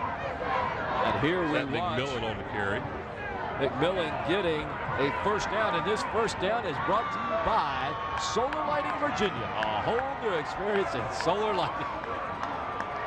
The 1st down for the Phantoms. And enjoying yourself up here? I'm having fun. It's cold up here.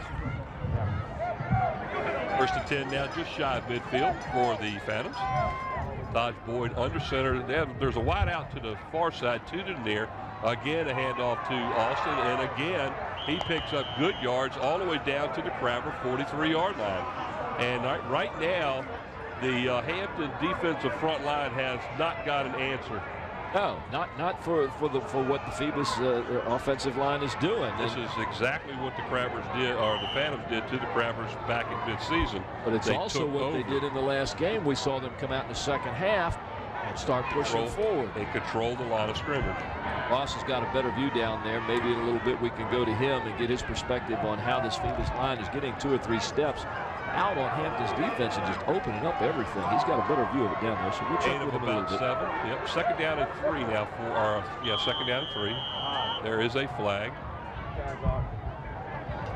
Normally when the referee's over there, throw the flag. Oh, Ross has something down there for us, so go ahead, Ross. Well, Paul asked, so I figured I'd better answer the question before he came in here and beat me up. Dead ball. Quite frankly, Ball guys, start. the Phantoms Phoebus. are physically just Still moving second the down. Crabbers off the line right now.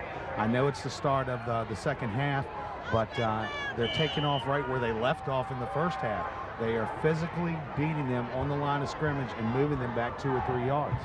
Exactly what we were talking about up here. That's I thought that the turn to the game was right after that face mask penalty that was called against Phoebus against Hampton that allowed them to get the ball down into Phoebus territory on a first down, which was a crucial third down play.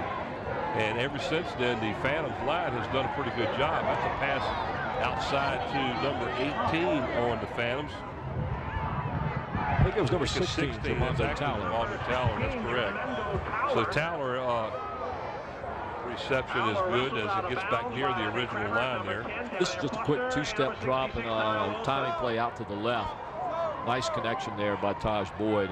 And Ross, I'm able to see stuff up here, but I'd like to thank Don Sherrouse for that. This nice monitor up here, it makes me look really good being able to see what the lines are doing. And we got the great camera crew that gives me the shots. Third down and a long 3 now for the Phantoms. And watch Austin get the ball up the middle. Nope. Boyd on a keeper, and he is near a first down. This is all going to depend upon the mark. He thinks he has it, as you can see on the screen there. He's clapping. Yeah, it all depends on the mark, and I believe they're going to go ahead. It is right there, a little keeper as he comes off the side, falls over. Yeah, actually, I think he actually got a good mark on that. But let's, he's close. Take a guess. I'm going to say yes, he's got it. Hey, Ross, what you got down there? He's short. Well, I was going to tell you that he's about an inch short of where the mark was. I'm standing right behind it.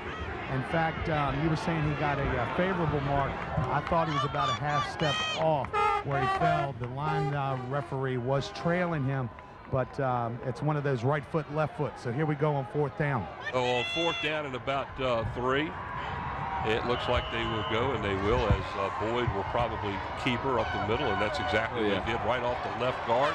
And he's going to pick up about almost 5 yards on the play, all the way down near the Crabber 35-yard line. And right now, the Phantoms' offensive line has taken over this game. And Taj Boyd just took advantage of that, and we can watch it on the replay. He just follows the blocking, good wedge blocking right there, opens up enough of a crease. He just follows them right on through and falls with them and picks up the first down easily. And ladies and gentlemen, that is another Solar Lighting of Virginia first down. A whole new experience in solar lighting brings you a first down.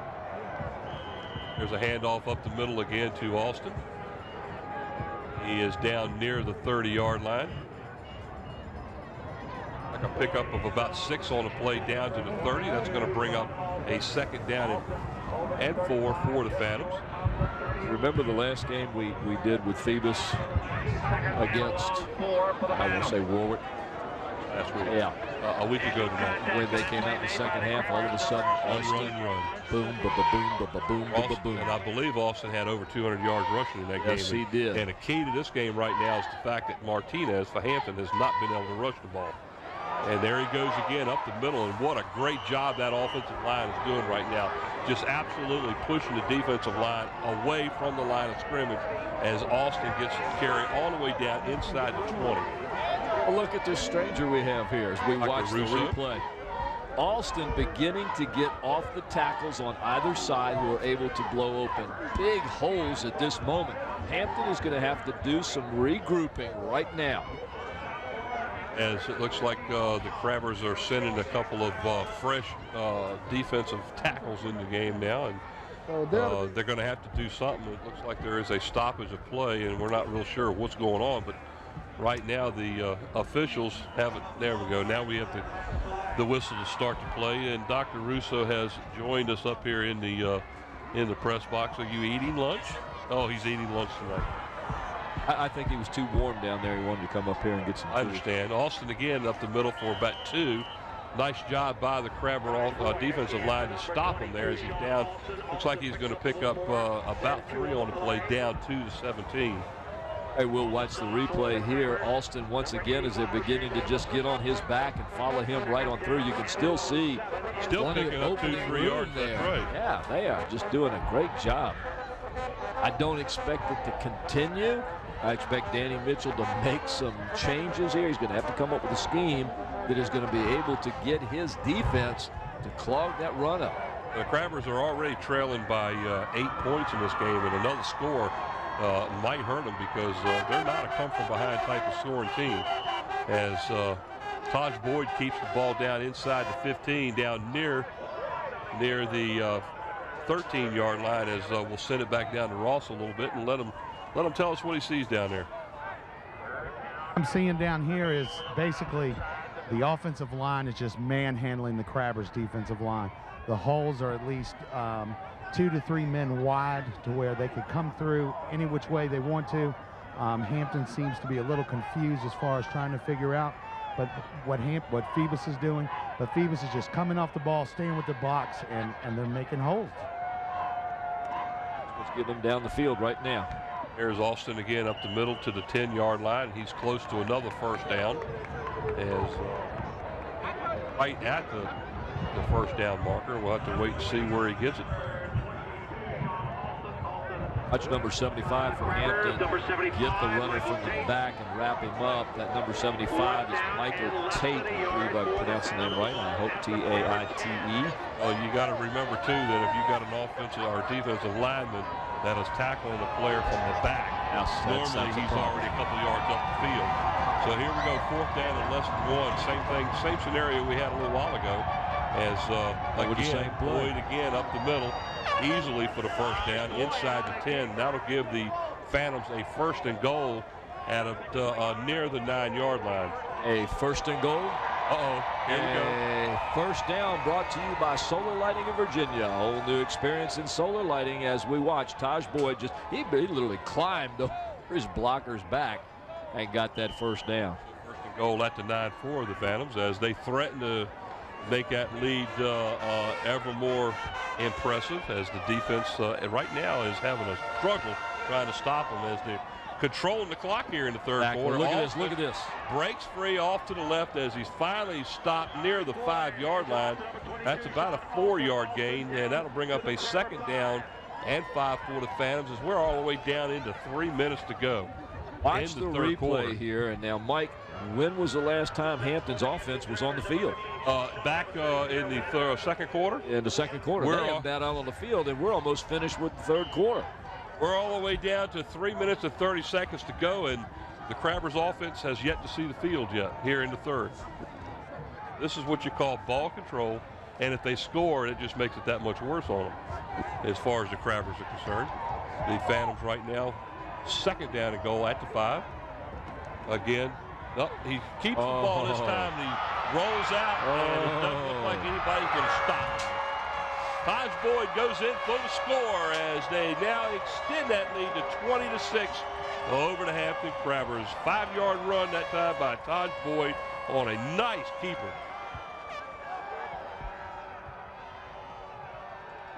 Watch this. Taj Boyd goes back. I really believe he was going to pass this, and he was just pressured, and he saw all that green area out there, and he thought, I can make this, and he did. Matt Cole will go in to kick the extra point out of the hold of Taj Boyd. Snap a little bit low. Kick is well long enough, and it is good. So the Phoebus Phantoms now have a 21-6 lead over the Hampton Crabbers. 3:13 to go here in the 3rd quarter of play. And let me tell you something. 8 minutes and 47 seconds on the clock in the 3rd quarter. That's one drive that you could write a book about. They run off 8 minutes and 47 seconds, and they culminate it with this nice play by Taj Boyd, who's a double threat. He can throw, he can run. Kid knows what he's doing. He gets to that end zone, scores the points. 15 plays on that drive, took 72 yards. And tonight's scoring drive and statistics once again brought to you by Jack's Family Restaurant at Pembroke Avenue and Woodland Road. Can you imagine 8 minutes and 47 seconds? What you got down there, Ross?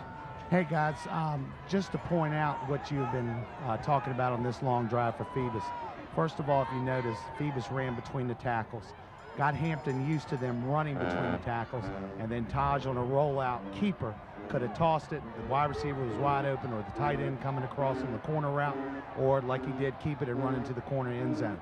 All of that was designed by running up and down the field, running between the tackles from the opening kickoff until they got down here on the goal line. That's impressive football for the defending Division V state champions.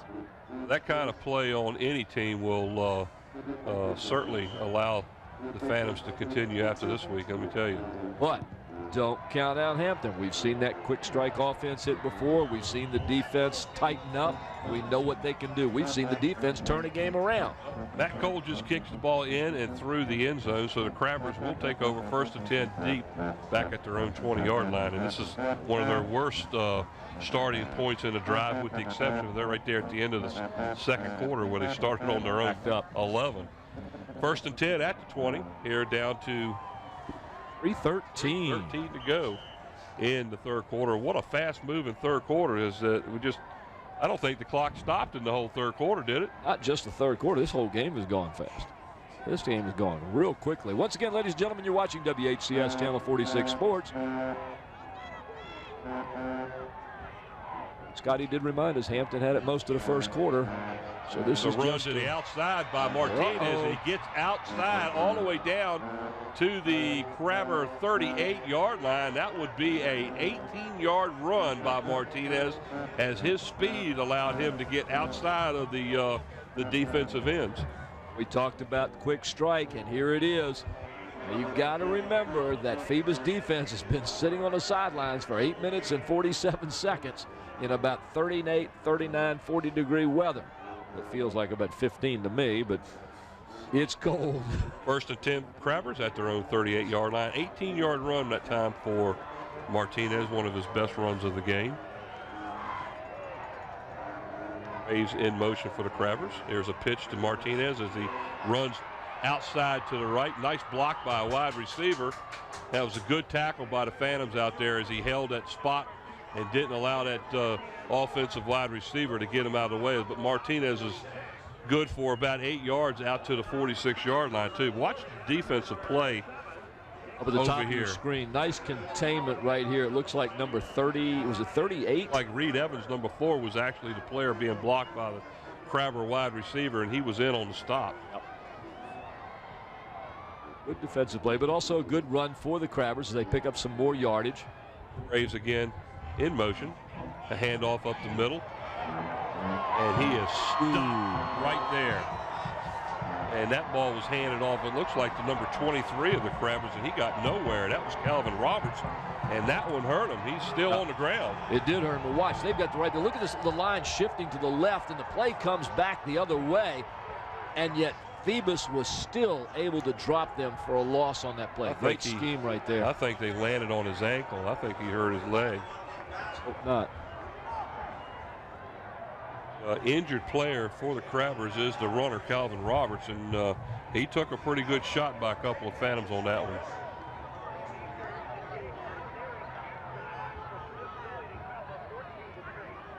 Got a score from the other side of the river as the Bethel Bruins are trailing Oscar Smith 14-3. See if we can see something on the replay here. Watch the runner gets his legs tangled up right there, and boom, look at that knee right there. Right, see how he gets it popped right there. You could see the leg of the Phoebus player get caught with the knee area of number 23. Almost looked like his knee buckled from under him as he was going down. But he's walking off the field, which is a good sign. See Coach Mitchell sending in the play with, excuse me, that was Coach Smith, my apologies. Coach Smith sending in the play with Matt Mitchell. No gain on the play, on that particular play. 3rd down and now long 2. Hands the ball off again. This time it looks like is it number 12? Or is it 10? Almost. It looked like 10, Debonair Foster. So it was Debonair Foster. And the question is where's Martinez? See him here going off to the right side. In comes number 25 for the Phoebus Phantoms. That's Chaz Robinson. Slows him down enough for the rest of the players to get to him, but he's going to be pretty close to 1st down. I'm going to guess, last time I was wrong, I'm going to say short. About a football short, okay. That's exactly what he is. Let me tell you, folks, I do not see Martinez out there. There he is. He is on the sideline. Now he's coming back in the game, and I don't understand, in all honesty, why he wasn't in the last 2 plays, specifically when they needed 2 yards to get a 1st down. Oh, thank you. As the truck says, he had a problem with his equipment, and they've got it fixed now. And we got a 4th down in the length of a football here. It looks like the Crabbers are going to go for it. What do you think? Well, why not? You got Martinez, you got Mitchell, you got all sorts of weapons back there. I believe they're going to do their typical Hampton style here and try to draw them off sides. And let's see if that. Nope, they didn't do it. And Mitchell's a keeper, and all he had, and he did second effort got the first down for the Crabbers, because the defensive line had Mitchell stop at the initial contact at the line, and he was able to come to the left side, the near side towards us, and scoot across that line for the first down. Watch the surge from the backside of Matthew when he gets the ball. He gets stopped right there. Now look behind him. You see the Crabber players just start coming through there to try and open up blocks. And he gets another first down, it looks like. I'm going to go out on a limb here and say he made it. Well, I tell you what, the Hampton coaching staff right now is livid over there because of the mark. He definitely, in our opinion, had more than that. And it shows it right there, the length of the football. So he got officially 2 football lengths. 2 football lengths on that one. But he did get the first down. But he got enough for the first down as the Crabbers now 1st and 10 from their own 48-yard line. And what is that? And this first down is brought to you by Solar Lighting of Virginia. A whole new experience in lighting. Solar Lighting. Man laughing at you behind you. Oh, goodness gracious. A lot of fun up here, folks. A lot of fun. 1st and 10 Crabbers at their own 48-yard line.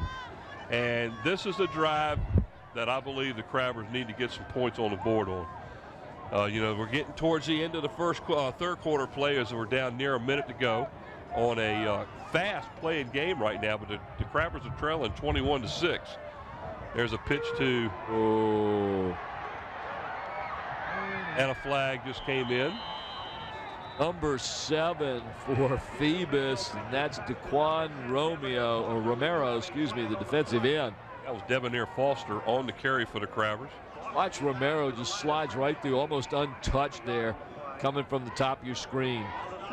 Grabs the runner, and looks like he's hit by number 20 again. I think we're going to have a block in the back by the Crabbers. Let's see what the call is by our referee. Oh, it's a face mask. Oh, that was definitely misplaced on that one. I didn't see that one at all. And that's a personal foul. That'll be 15 big ones. Very emphatic about that one, too. Yeah, boom, boy, boom. That'll be all the way down inside of the Phantoms' 40-yard line. That's 2 major penalty face masks called against the Phantoms tonight.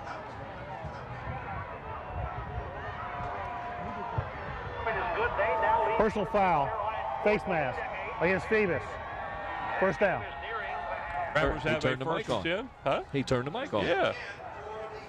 So the Crabbers have a 1st and 10 at the Phantoms' 37-yard line. And again, I reiterate, this is the drive that the Crabbers need to get some points on. Here, win in motion. That's Graves up the middle. Nothing there. And she's going to lose about 2 yards on the play. Nice play by number 5, by number 62, and by number 28. Watch this as they just get in there and submarine the runner right there. Great defensive play by the Phoebus Phantoms. And again, Martinez is not in the game. You keep spotting all this when you tell me you can't see anything. I got a pair of binoculars, you know, I'm looking. And Martinez is standing on the sidelines, and this might be something that the coaching staff has decided to try, because Martinez, with the exception of 2 runs in this game, has really been kept in check. Back to pass over the middle, wide open. And he was hit early, but it was either he was hit early or it was right on the money, because the pass was dead on the run. And it was intended for the Crabbers' number 8, Matthew Schaefer, and it was right in his hands. It was, but Nathaniel Motley hit him and timed that one just perfectly and broke that play up, because Matt put it right on the money. And there it is. He definitely got hit early. Beautiful play. Beautiful play. I'll guarantee you that the coaching staff at Hampton is not pleased with that one, because I thought he got hit early. 3rd down now at 12 for the Crabbers, back at the Phantoms' 39-yard line. Sean Fields now in motion, as somebody on the Crabber line moved a bit early, and that's going to cost them another 5 yards.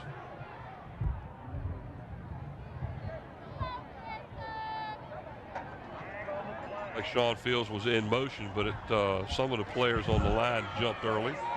Illegal snap, I guess. Dead ball. Ball start. Hampton. Still third down. So that 5 yards is going to cost them, and it's now third down and about, 17 for the Crabbers at the 44-yard line.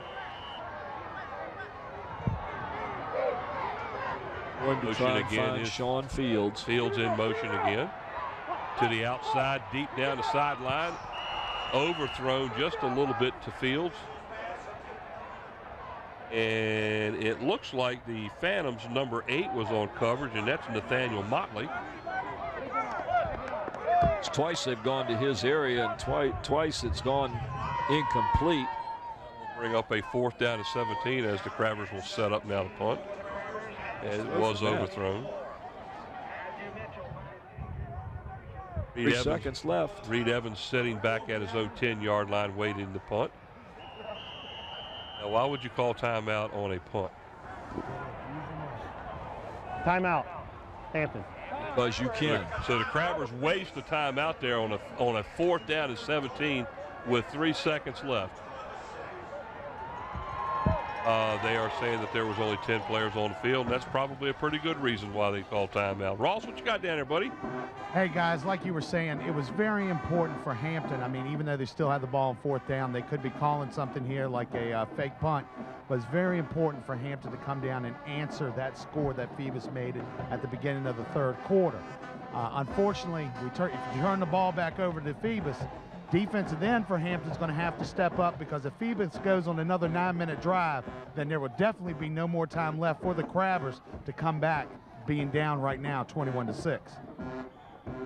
3 seconds left in the 3rd quarter.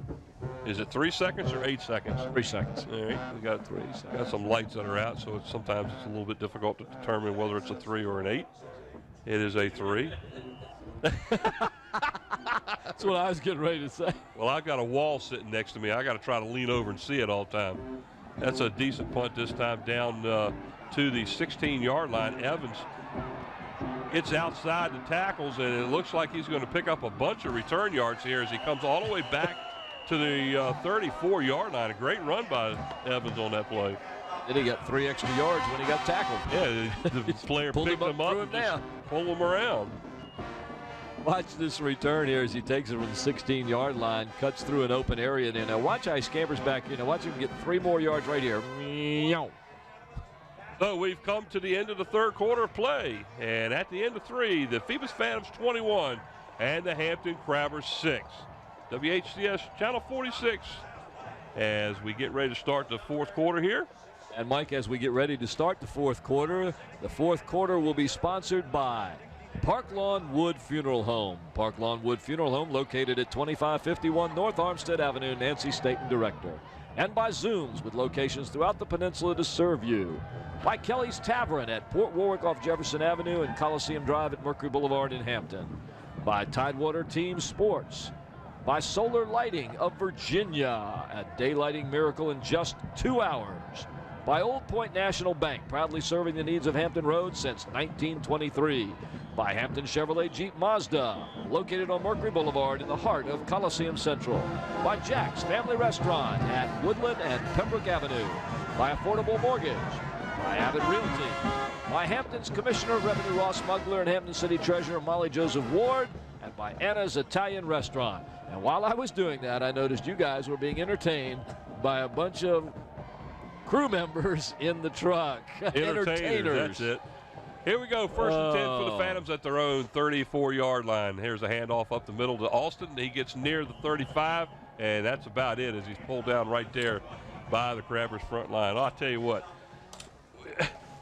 What happened to our oh, we were going to have him on tonight. No, not tonight. Not tonight. Dr. Russo just left the house. As it said, the Russo has left the house. Dr. Russo has left the house. I tried to give him the microphone, but he didn't want to get on. He said tonight he didn't want to talk. 2nd down and 9 for the Phantoms. He didn't want to talk. Man. Well, you know, he said, just do the game. There's a little flare-out pass as it hits the ground, so that's going to be an incomplete pass, and that was real close to being a lateral on that play, but incomplete call is the official's ruling. And you can see it right here. I mean, Taj Boyd, the ball just goes right through his hands and onto the ground. No completion right there. That was even close to a completed pass. He almost actually got it, but he was on his knees. Use your binoculars again. You can actually, they're better off taking it as an incomplete. They keep the ball about 3 yards up the field. All right, this time Taj Boyd on a keeper up the middle. He's going to get near a first down. Looks like he might be about a yard short as he gets outside of the 40 to about the 43, and he needs the 44 to get a first down. So they're going to be a good yard short. Straight quarterback draw on this one. Taj Boyd out of the shotgun, just takes it, pulls it under, and runs right out. Hangs on there, the Phoebus defender does, for about 5 yards. And I guarantee you the Phoebus players are trying to talk him into going on a 4th and 1 right here. Well, you're on the 44-yard line. You've got a, 15-point lead. Your offense is moving. Why not? And that's exactly what they're going to do.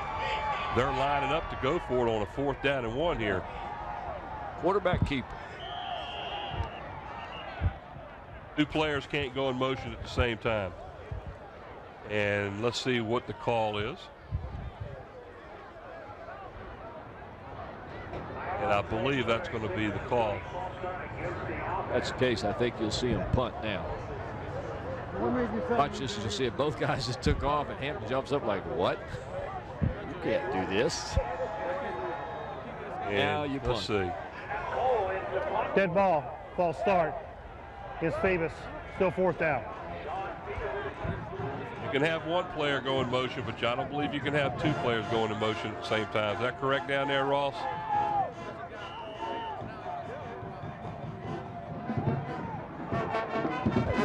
Somebody mentioned that down here. They were shifting, and that's what I thought when I saw it was an illegal shift, but they called it illegal motion. Well, it's 4th down now, just over 5. We got a player coming off the field, and that is a that should have been an illegal substitution rule, but they got away with it. They went out, called a timeout. Davis. Wow, they got lucky on that. That could have cost them another 5 yards, yes, but the timeout was called just in time. So 4th down and about 5.5 now for the Phantoms. They will set up again here after this timeout and punt the ball. Looks like going deep for the Crabbers is number 7, Sean Fields. And one of the things that the Phantoms have been able to do quite well this year is punt the ball, as Matt Cole does the majority of the kicking. Braxton up there. Ross, wave to us, Braxton. Ross, what are you seeing down there after being so precise up to this point? All of a sudden, Phoebus is kind of out of sync. Is something going on?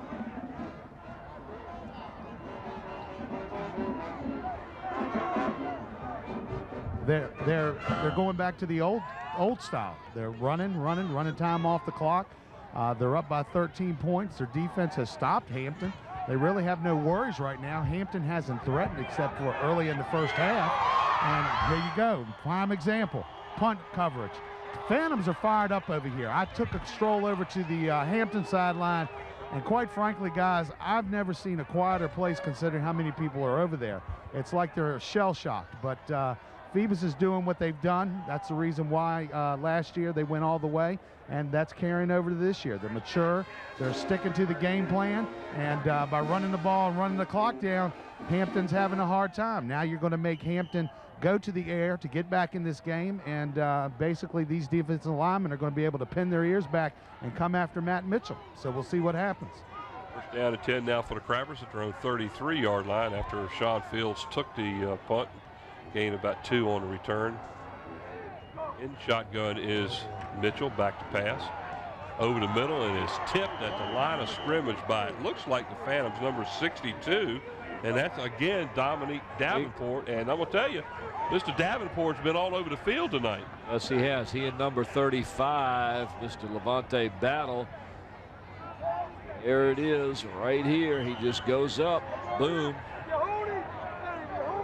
The second down at 10 from their own 33-yard line. The Crabbers Try again here. Defensive line on a rush like this, you just take a line on the passing lane. You go up when you can. You knock the ball down if it's there. I think a key situation in this game is the fact that Paul Shaw, number 15 for the Crabbers, has really not had a chance in this game to be able to do anything. And again, Martinez is just absolutely bottled up, and he's going to lose at least 2 yards all the way back to his own 31-yard line. And that's what the defense for Phoebus has done. They've stopped 2 players. They've stopped Paul Shaw and they've stopped Martinez. Well, they've done more than stop Paul Shaw. They've just practically taken him out of the game. He's only had 1 reception, I believe, in the entire game, and that was way back in the first quarter. Exactly. And Martinez cannot get outside. The Phoebus defense is hard to run enough up the middle, but Martinez has good success on the outside, and they have had good lateral pursuit, contained him, and kept him from getting any big yardage. Out of 12, this is Fields in motion. Watch Fields out here to see what happens. He is. There's a pass over the middle. It was intended for, is it number 8? 8, Matt Schaefer. And that wasn't even close. And I tell you, there is a flag in the backfield as there's a Phoebus Phantom player. Have a roughing the passer. No, it's a holding penalty against the Crabbers. That'll hurt because look where the ball is going to be. If they decline the penalty, it'll be 4th down. But if they take the penalty, it'll be 10 yards from where the spot is, and that'll really move them back. They'll probably decline it and take a 4th down right here. They're going to pick up the flag. I would take the 4th down. Holding against Hampton. That penalty is declined. 4th down. And Mitchell now will set up the punt the ball for the Crabbers. And Reed Evans will be back near his own 40-yard line, getting set to receive the punt from Mitchell. 9 minutes left to go in the game. Time running out on the Hampton Crabbers. A little spiral as it turns over and out of bounds on the far side. He gets a great punt all the way down to the Phantoms' 33-yard line. That was a pretty good punt there, Paul. That was a real good punt right there, and he got a nice bounce, stayed in bounds for a while, and got him another 6 yards, 8 yards. 36 yards on the punt was the yardage on that one for Matt Mitchell. A nice little spiral, too, and you saw anytime you see that punt turn over and watch as it comes down here, Mike. It hits right near the sideline. Now look at it. Bounces 4 yards, 5, 6, 7 yards. Hits right on the line and goes out. So with under 9 minutes to go here in the game, the Phantoms have the ball again, 1st and 10 at their own 33-yard line. Already out in front, 21-6 here against the Crabbers. My goodness, it looks like, I hate to say it, but we've got a mass exodus over there almost. Austin up the middle will pick up about 4 on the play. We can find out how many yards Austin has and how many carries tonight, and we can pass that along to you. Here's a replay as Sean gets the ball, takes it off the right-hand side, picking up more yardage, about 5 yards, 4 yards. A 93 yards carry. So Austin has 93 yards on the game so far, so he's one decent run away from breaking that 100-yard mark. On the other hand, Tron Martinez probably has a whole lot less. 46 yards according to our statistician over there. Martinez, who ended up with 14.04 for the year, averaging 140 per game and 18 touchdowns. He had close to 200 yards rushing last week against Great Bridge, but this our defensive line for the Phantoms has stopped that coal, and that was the key to this game for the Crabbers. 3rd down now and about 4 as the ball sits at the 39-yard line.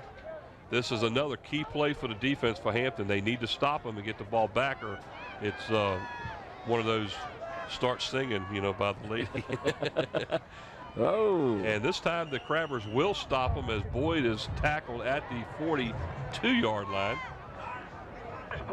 He will pick up 2 yards. It'll be about 1.5 yards shy of a 1st down.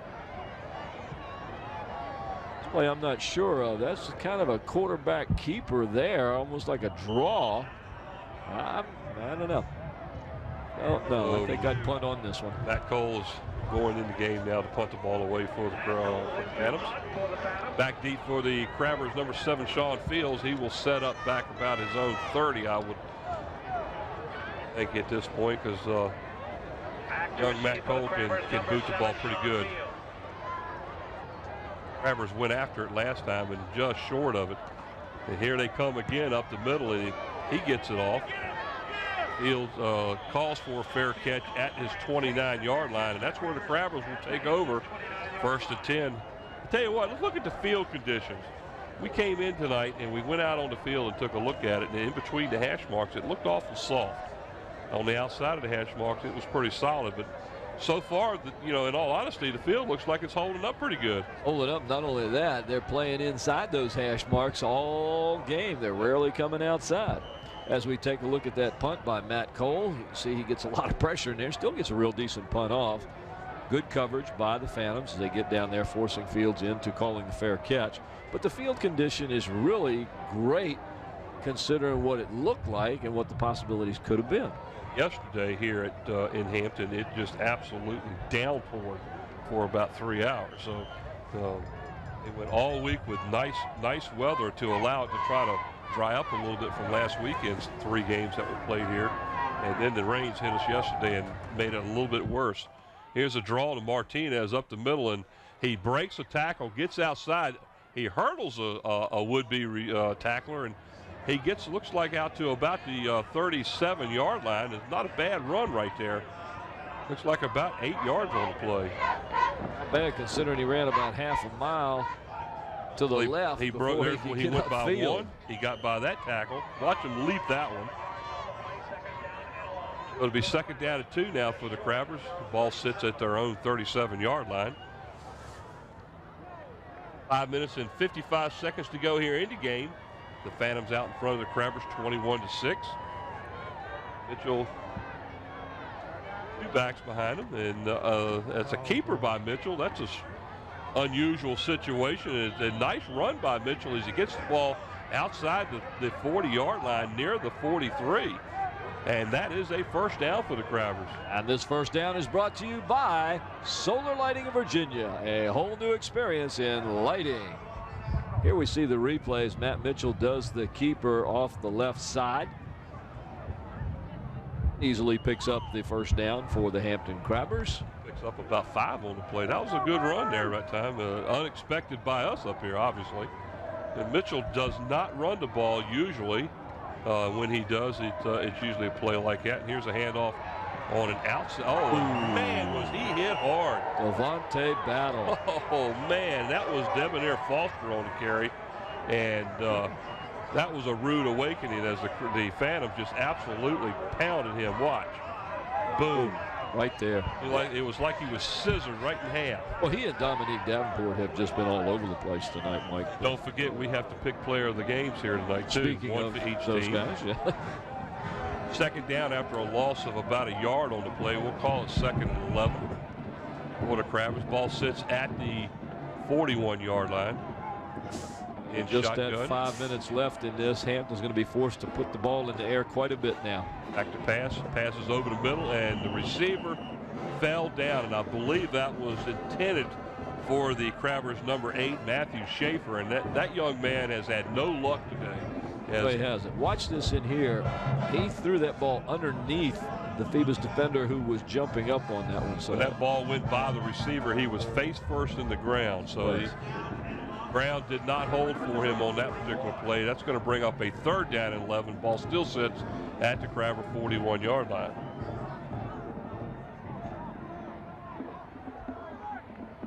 Again, in the shotgun is Mitchell. I believe we're probably in 4 down territory here for the Crabbers now. Oh, definitely with the time on the clock. He doesn't have much choice, really. Whoa. Pass is out there, and it is incomplete. It was intended for number 15, Paul Shaw, and that's one of the few passes he's had out there. And that was the play that he actually had to come back for.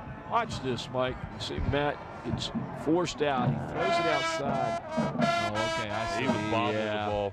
I was going to say, it looked like he gathered that for a moment, made a move, but that was great. Even if he had called great that, shot that would by have our only camera crew there. That would have only been good for about 2 or 3 yards on the play, as he was actually coming back to help Matt out on that play. 4th and 11 as Mitchell now is in to punt. You'll notice there's nobody for Phoebus deep, so Reed Evans runs back, and this time the ball just dives right there at the 28-yard line.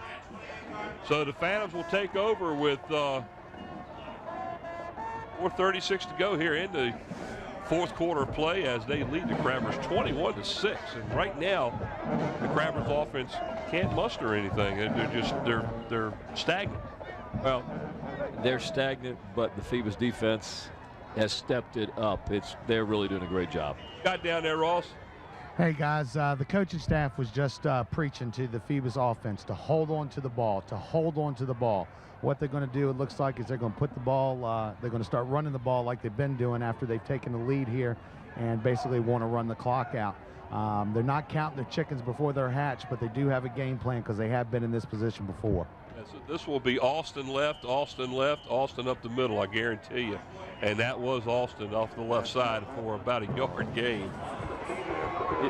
Get used to that, gentlemen and ladies.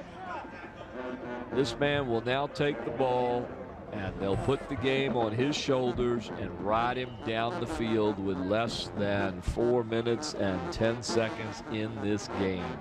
You're watching WHCS Channel 46 Sports. I'm Paul Rowe along with Mike Hauser. Up in the booth with Brent Musgrove, Bob Killen, and down on the field, Ross Carney. Did a super job tonight out there. And Austin Wright it is, as that's what Ross says. And Crabbers played that one quite well as he got back to the line of scrimmage, and that's about it. No gain on the play. That's going to bring up 3rd down in that, as the Crabbers continue to try to stop and watch the clock tick off on. Hampton playing some good defense right here, containing the runner. You count about 7 or 8 Crabber defenders on that side. They're starting to, and they've played each other so many times. They've seen the game films. They know what's going on. They know Austin's going to get the ball. Right now, you've got 4 or 5 defenders keying right on Austin. They're going to follow him wherever he goes. We're down to 3 minutes and 15 seconds as the clock continues to tick away. And definitely an ally for the Phantoms. Here's Taj Boyd as he is brought down after a looks like he got back to the line of scrimmage, and that's it. And he's hit pretty hard. That would cause anybody to slip, wouldn't it?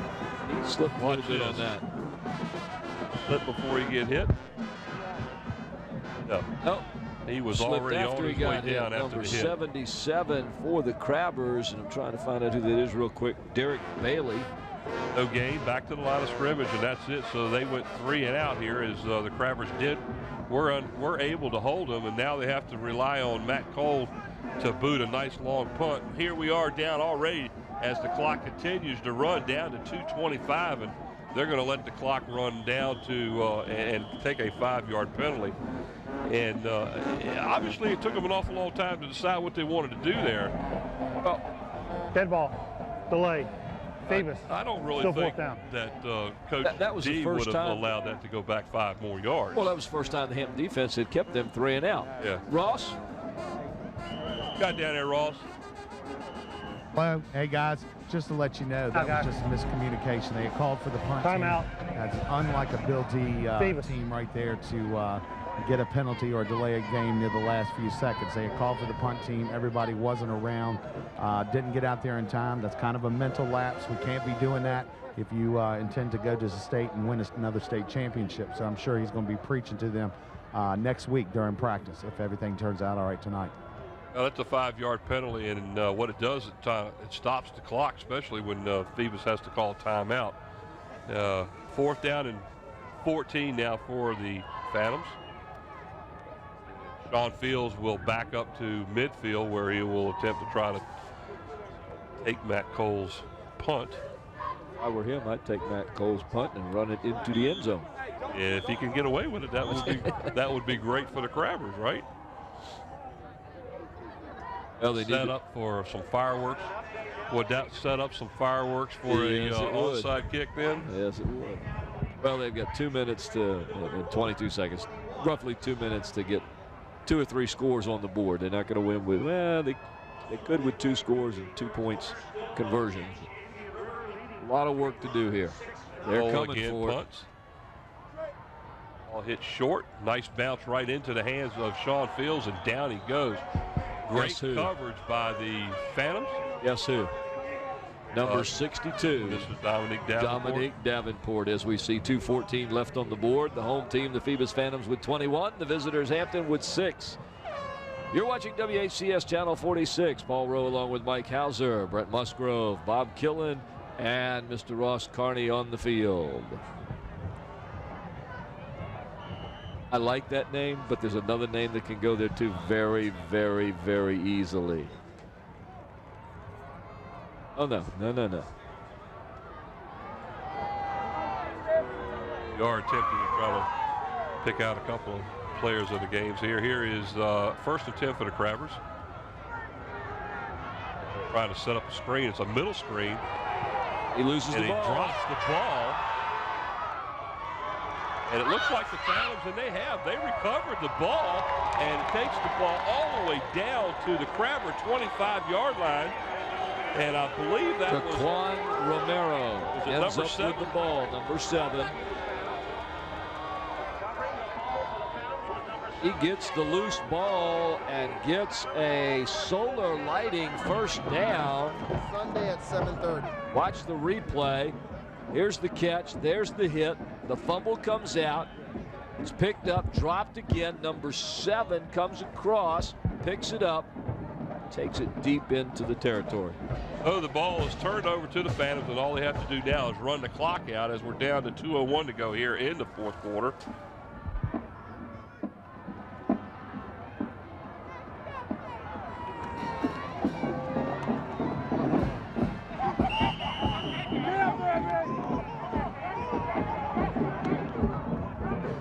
Todd Boyd just hands the ball off to Sean Fields again, and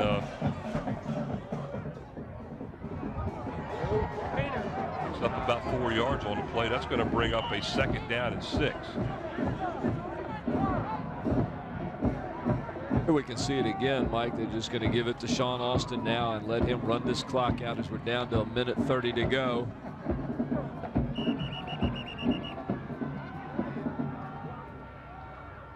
They still have to pick a couple players of the games, and I was under the impression originally that it didn't make any difference once we got into the playoffs. We could pick who we wanted to. I'm not sure exactly how they want to do this. There's Austin again up the middle, and he gets the ball down near the 15-yard line, and I agree with him. And that's my pick for Phoebus. We're talking to each other in the truck here, obviously, but it looks like we're going to have a 3rd down and 3 now for the Phantoms. 103 yards on 27 carries for Mr. Alston. A good hard-fought yardage total, 103 yards for Alston. He's done a good job tonight behind that offensive line, and he's been averaging well over 100 yards a game during the season, so he's getting near what he normally gets.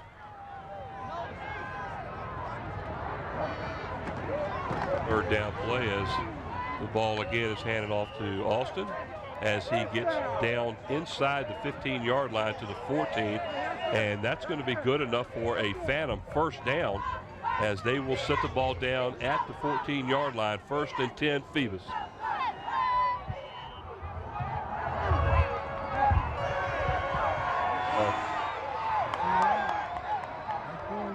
As the clock starts to wind down, as we're down to 17 seconds, as we will be sending their players of the games over to the truck so they can put it on. We'll give you the players of the game probably at this point after the game is over with. Yes, we're down to 5 seconds to go. And there it is. There is a flag on the play. It's not over with yet because the referees are saying stay off the field.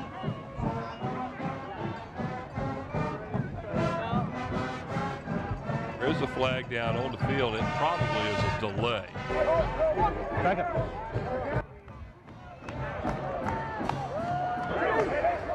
Dead ball.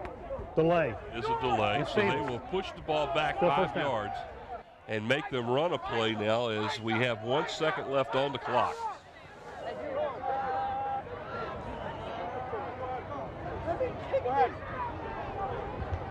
bit of confusion here at the end of the game. All they have to do is just take a snap and down the ball.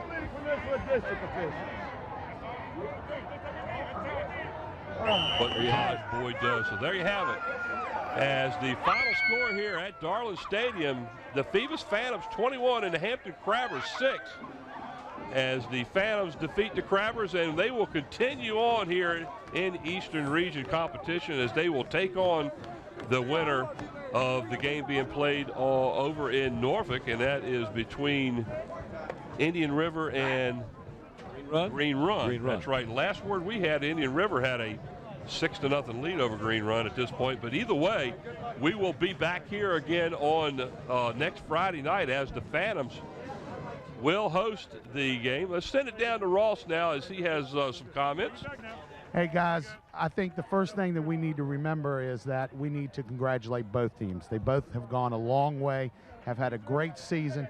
Hampton High School has represented their school and their district very well, but now everybody has to come together, and we keep pulling for Bethel in Division 6 playoffs on the other side of the water. I understand they're in a dogfight over there right now. And we can get everybody in the community pulled together for Phoebus and Bethel. Maybe we can come home with the Division 6 and Division 5 state champions. I think you're exactly right, Ross. They've both had great seasons. Hampton has proven themselves time and time again. Phoebus as well.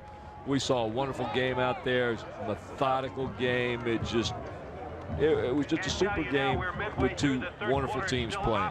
I congratulate Hampton, Mike Smith, Coach Mitchell, and all the other coaches and players on the team for the super season they've had.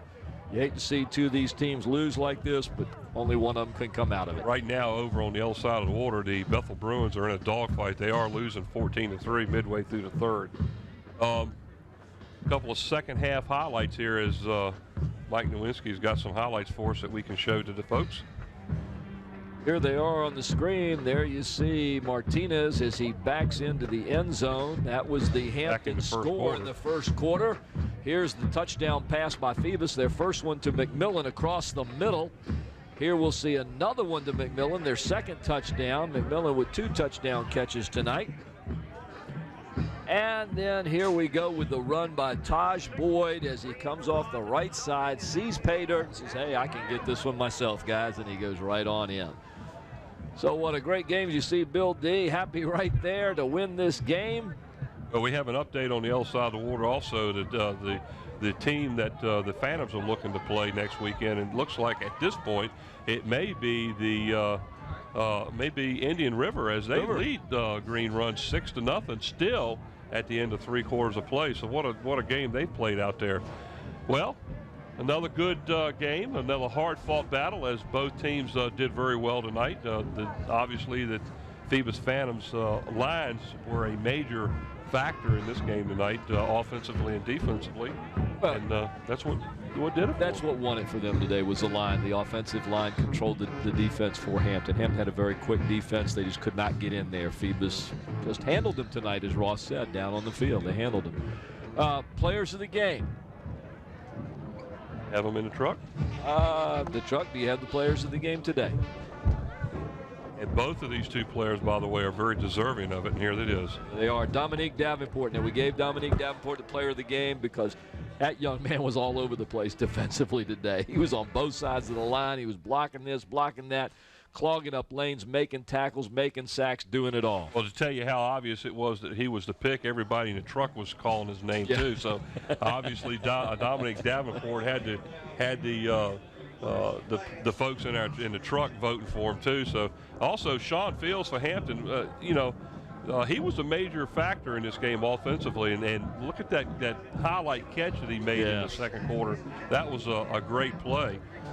Sean Fields stepped it up today, Mike. He had several receptions. He was the threat. He was the go-to man that Matt Mitchell was looking for. Being behind in this game, they went to the air a lot more. Sean Fields was the one giving them that excitement they needed tonight. Well, the Crabbers went on got the opening drive of the game, and they went 7 minutes and 28 seconds and 12 plays to score. But after all of the drives that were done, that opening drive in the third quarter for the Phantoms was a killer. 8-minute and 47-second drive and 15 plays was. I mean, they took up almost the entire third quarter of play, and that pretty much was a telling tale in the second half. Was it? So the final score here at Darling Stadium, the Phoebus Phantoms take this one over to Hampton Crabbers by a score of 21-6. You've been watching WHCS Channel 46 Sports. From up in the booth, Paul Rowe and Mike Hauser. Our game has been sponsored tonight by lots of sponsors, and we're going to see who these are right now. Mike, good night. Tonight's telecast is sponsored by Zooms. We're proud to have David Allen and Zoom sponsoring us again this year. Zooms with locations throughout the peninsula to serve you. By Kelly's Tavern. Family dining with 2 locations on the peninsula, at Port Warwick off Jefferson Avenue in Newport News, and their newest location on Coliseum Drive at Mercury Boulevard in Hampton. By Tidewater Team Sports, located at 11839B Cannon Boulevard in Oyster Point, Newport News. Tidewater Team Sports is your one-stop sports headquarters for screen printing, embroidery, uniforms, and apparel.